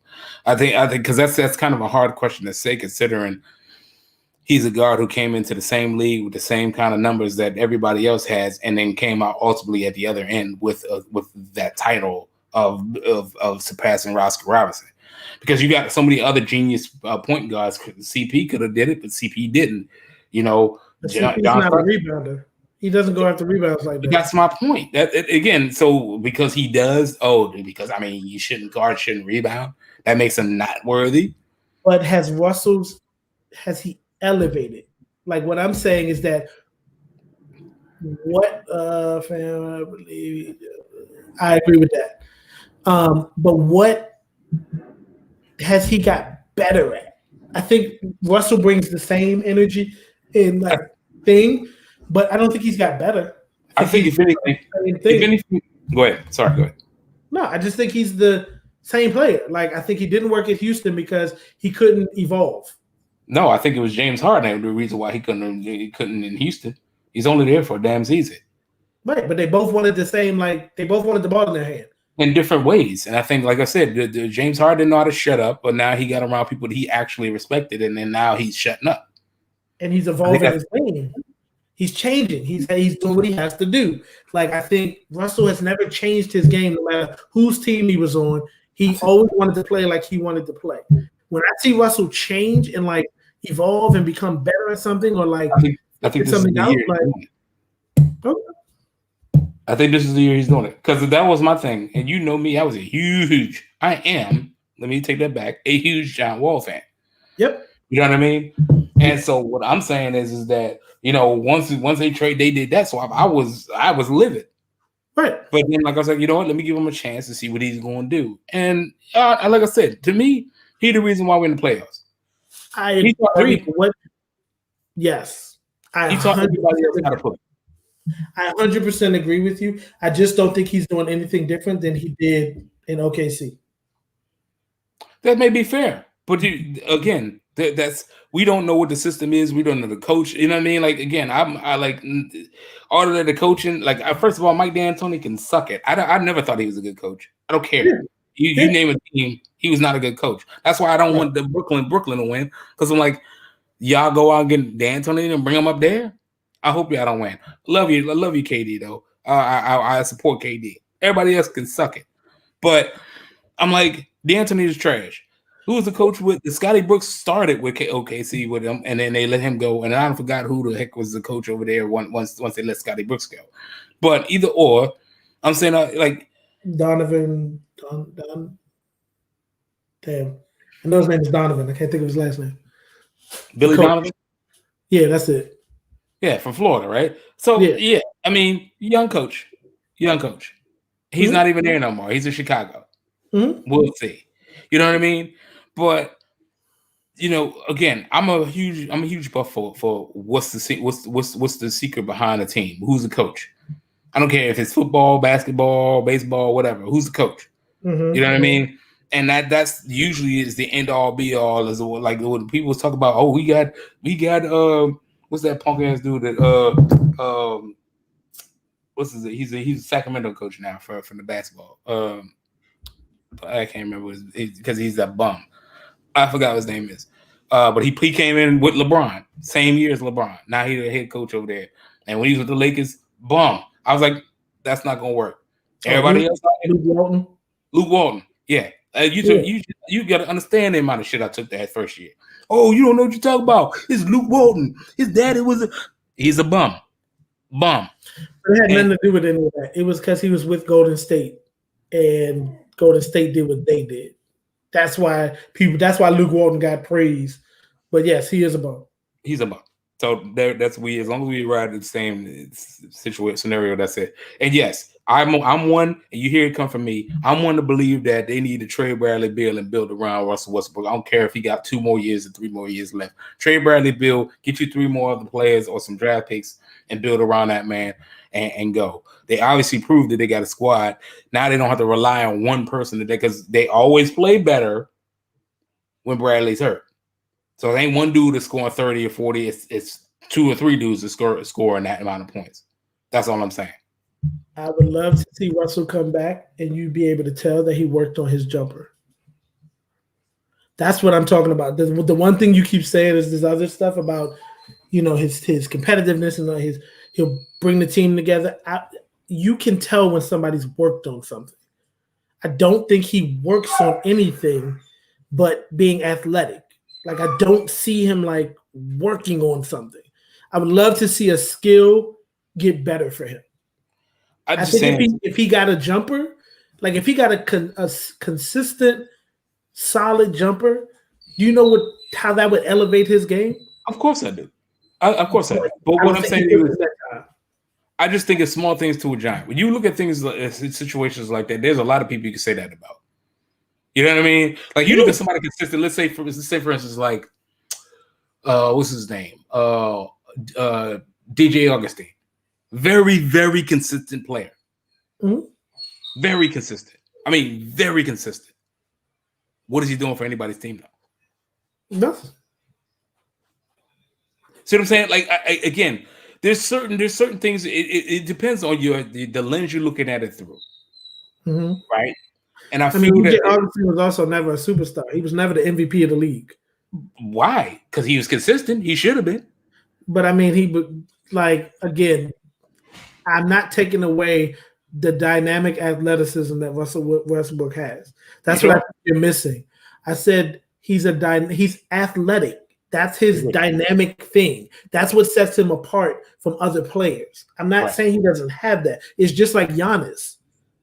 Right. Giannis is like dynamic because of his athleticism. But if Giannis don't gain a 3-pointer and a jumper, it's always going to be limited. I agree. Because once they shut down other people, what can Giannis do? It's like if you can't drive to the hole, it'd be like he's stuck. They back off of him and let him shoot, and they'd be like, go ahead. But he's working on it. You can tell he's trying to get better at it. I don't think Russell does that. That's my only like knock on him is that I think he's not necessarily putting in the time to get better at the things he needs to get better at. Well, argumentatively, you can say the same thing about LeBron, except for the last 2 years, because he didn't have a consistent outside jumper. Last 2 years, the last 2 years he did. I agree. That's what I'm saying. I argue. That's why I said you can say the same thing about him. Yeah, you see it. Like you can obviously see he worked on it. Yeah, 20 years. That's my point. Like, it's noticeable. It's noticeable that he worked on it, and that's why I kept asking you, what has Russell got better at? I don't think there's anything noticeable that you can say he definitely worked on that. I think he just plays hard. That's a hard tangible, measurable to measure by. Is it? You can look at percentages. Percentages are easy that's an easy number to look at. I'm saying I think at the end of the day, I think Russell just plays hard. Like, I mean, he's successful. I'm not saying that he's not successful. I think for him to go to the next level, he has to get better at something. Like KD had to get stronger and get better at defense. He did both. You feel what I'm saying? That's why he rose up. He already was an offensive threat. He could do that. That was the easy part. But until he rose his game on defense and got a little more weight on him, that's when he turned into a superstar. Like that. That's when it went over the top. I think Russell is stuck. I think he's stuck in this place of I can get these stats, and that's what I bring to the game. I get triple doubles. And that's cool. Like it's a hard stat to get. It's not easy. It's definitely something to praise. It's definitely something that is what it is. But I don't think he's going to win a chip unless he go to a team that's already stacked and he's just like another player. Okay. All right. Let's go through these the goddamn Two Flew West goddamn. Yeah, some goddams. We gotta get through them quick. I know we've been here a minute. Appreciate people sticking with us, but let's get to it. Let's go. Yeah, here we go. Now, this dude got hit in the face. Hey, with a fastball. Hey, bro was leaking, bro. Yeah, hey, Kevin Pillar. That's his name, Kevin Pillar. Anytime you get hit with a baseball, I mean, being thrown 90-some miles per hour in the face, first of all, that's like just disrespectful in itself. But anytime you get hit in the face and your whole face bruised up, like he didn't get hit in both eyes with the baseball. But the baseball hit him so hard that both his eyes turned black. And that's, hey, we got to fight. Like, period. Like, I don't understand how we don't fight after that. I legitimately think that he was concerned about to stop the leaking. He probably was. He was down there leaking, bro. Yeah, no, pretty badly. He was. Blood was flying everywhere. But he keeps showing up, showing his face like, "Oh, I'm good. Don't worry about it. I feel fine." No, you don't. He kind of like Tim Tebow. Don't he? That's what Tim Tebow gonna look like after the game. I'm just like, we anytime. We gotta go. Hold up. We gotta go back to Tim Tebow right quick. Hold up. He kind of like Tim Tebow. Yeah, before and after pictures.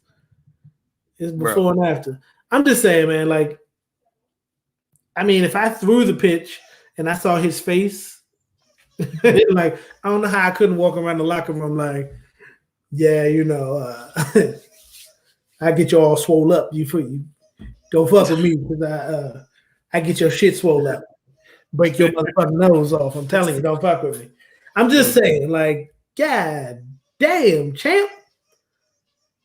Hey, like, they didn't even heal his nose back, like, because I'm assuming I'm hoping that this ain't the finished product. I'm hoping that he gets it reconstructive, or because he got his nose is like with the it's crooked, right? With the whole little, like, bro, like a S. Yeah. Oh, bro, that's horrible, bro. Yeah. That's hold on. I feel bad for Kevin Pillar. And I think whenever he gets back to full strength, he needs to come find this pitcher and whoop his ass.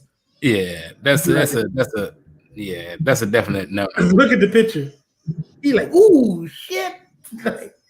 He got turned like, oh, I fucked him up with that one.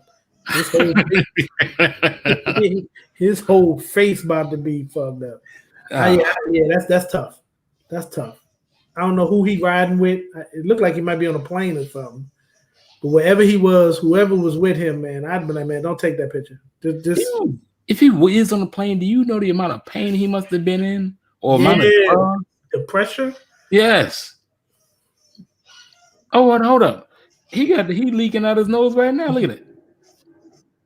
Do you see out his right now? Yeah,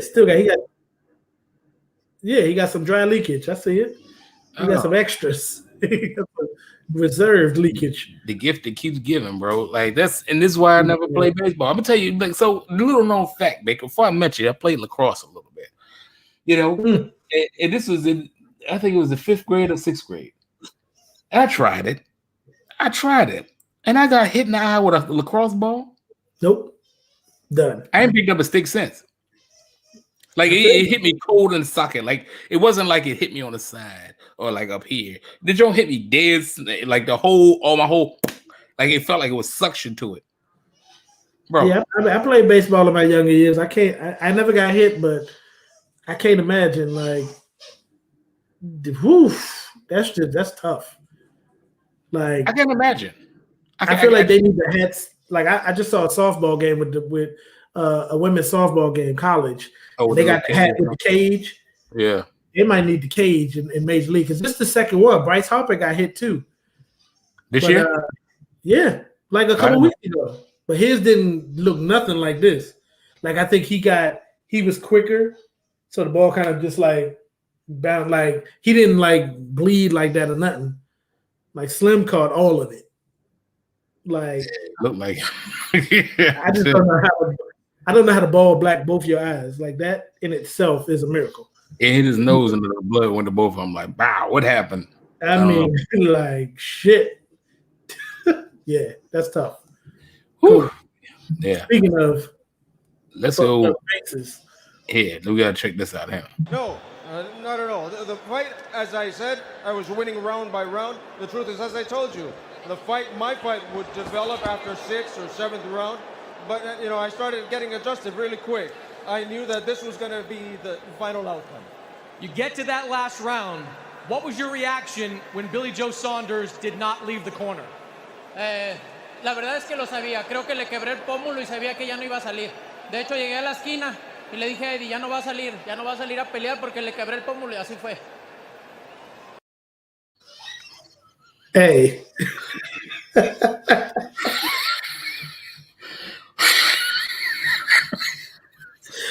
Hey man, listen. I can't lie. I've been watching boxing a long time. I don't know if I've ever seen somebody go down with a regular face, But when they come back up, their whole other side of their face is just like bloop. Like his face changed immediately. I was like, God damn! Like, hold up, because watching it live, you like, damn, is his face fucked up? Like immediately. Like I've seen people and they're like, oh, it looks like he has a little cut under his eye. It's gonna get bad. And after a couple rounds, it's like, okay, now he got the swell up. Man, this Bama face took immediate swell and took a bow right away. Like we gotta go back to tape. Hold right here, just took a bow. That shit was Look at it one more time. Yeah. Not at all. The fight, as I said, I was winning round by round. The truth is, as I All right, told look you, when he the look fight- regular my fight face. would Look when he develop after come back up. 6th or 7th round. Look at his face. But I started getting adjusted really quick. Look at that shit. I Take knew a that bow. This was gonna be the final Whole round. eye You is get gone. to that last round. What was your reaction when Billy Joe Saunders did not leave the corner? La verdad es que lo sabía, creo que le quebré el pómulo y sabía que ya no iba a salir. De hecho, llegué a la esquina y le dije a Eddie, ya no va a salir a pelear porque le quebré el pómulo y así fue. My girl was like, yeah, you guys. Canelo, he said in the joint, he was like, I knew he wasn't coming back out. I think I broke his jaw. Hey, God damn. Anytime you know, I mean, when he looked at him, he was like, oh shit. He said, your face fucked up. Like, and Billy Joe Saunders was like, he kind of had to, like took a bow, right? Like, I don't think I've ever seen that where right away, like instantly, like, because he was fine the first few rounds. We did. Huh? No, we did. Oh, that not. Yeah, we was in high school. Yeah. Sorry, it was not Brandon. What's his name? I'm sorry. Derek. Who was it? Wasn't it Derek? Oh yeah, that Derek put them numbs on cuz, It was bro. like, whoop, whoop. It was like, God damn. How you get the immediate jump? Yeah, man. I'm just like, like I think in a professional fight, that was the first time I seen the immediate reaction of an eye. He broke his like jaw and orbital bone and socket bone. It was like, God. Anytime that nigga like he might not be able to come back and fight no more. Like, damn, how you ride with him back home? Yeah, it's pretty bad. Hey man, look, you was doing good until look, shit. You just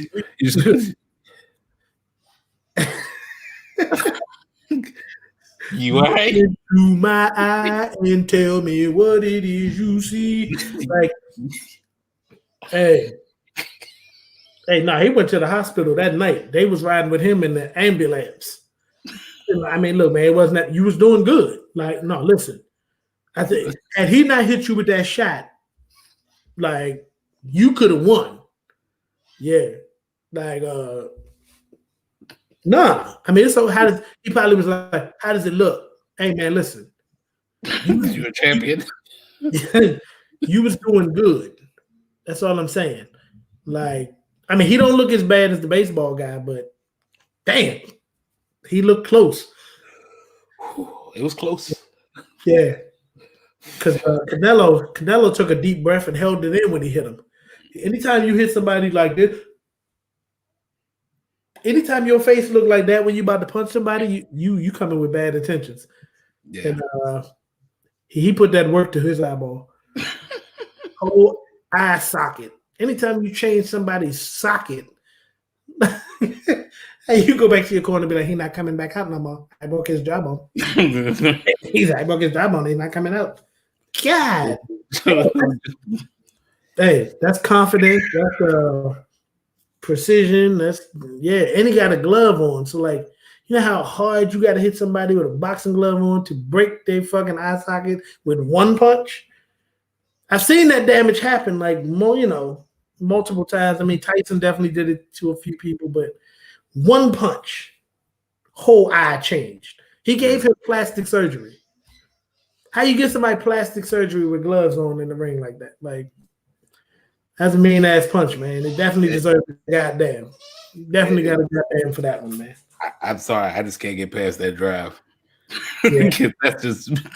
I'm sorry, I know I hang on always, but here you go, bro. Like you just, like that's a tough drive, man. You'd be like, you all right? Hey, young, you hung in there, champ. Like, You want some hey, black? man, like, kudos, yo. You want some shade? Hey, man, listen. Anybody who would have got hit like that would have look. Anybody would have. He needs to be like, Right. everything all right? Man, say what the fuck you got to say, man. Like, seriously. Go ahead and say it, man. Say it. Don't He's even like, go. He's like, look, I ain't fall. He did it. I ain't fall to my feet though. I ain't fall off my feet. I stood up. Hit him with the window, man. All right, man. What, like, just go ahead and say it. Say what the fuck you got to say. Like, shit. Like, I ain't want to say nothing, but it looked like he hit you with a baseball. Shit. That's crazy, man. Yeah. You got anything else, man? Man, that's it, man. It's been a long show, 2 hours, man. We've been chopping it up about these sports, but this is always fun, man. It's always a pleasure to chop it up with you and talk shit. Likewise, man. We need to do. I always tell we need to do these solo. That's why we did it. Indeed. Appreciate Q and Reds for chiming in and give us some commentary as well. For sure. For sure. And thank you for anybody else who's tuned in. Maybe y'all was just watching. Appreciate you. Make sure you like and subscribe to at Two Flew West on Twitter, Facebook, YouTube. Make sure you do that. Just stay tuned, man. We got shows upon shows coming, man. So it is what it is. Actually, this week is going into Memorial Day weekend. Make sure y'all have an enjoyable Memorial Day weekend. And you don't even know this. You know who we got next week? Oh, there. We got Jordan King. I'm a trip her up. I'm a trip her up. We're gonna talk about it that day too. Oh, okay. Let's go. We trip her up though. But it's all love because Jordan is she's fan, man. That's little sis, man. So that's what it is. But that's awesome, man. Shout out to Jordan King and all of she's accomplishments. Traveling the globe, doing her thing, man. Much big love. Big things. Big teams. Anything else you got to say, brother? All I gotta say is let them fly. You know what time it is. Indeed. Shout out to Lifers, man. Still doing this thing. Big D, happy B-Day just came up. And we still doing it, man. So make sure y'all stay tuned to Flew West next coming episodes, as Baker said, next week in Jordan King. It's all love. It's all organic, and we're putting on for the city, man. And that's that, man. So with that being said, we're about to let the planes fly. Out. Peace. Have a good weekend and enjoy your week.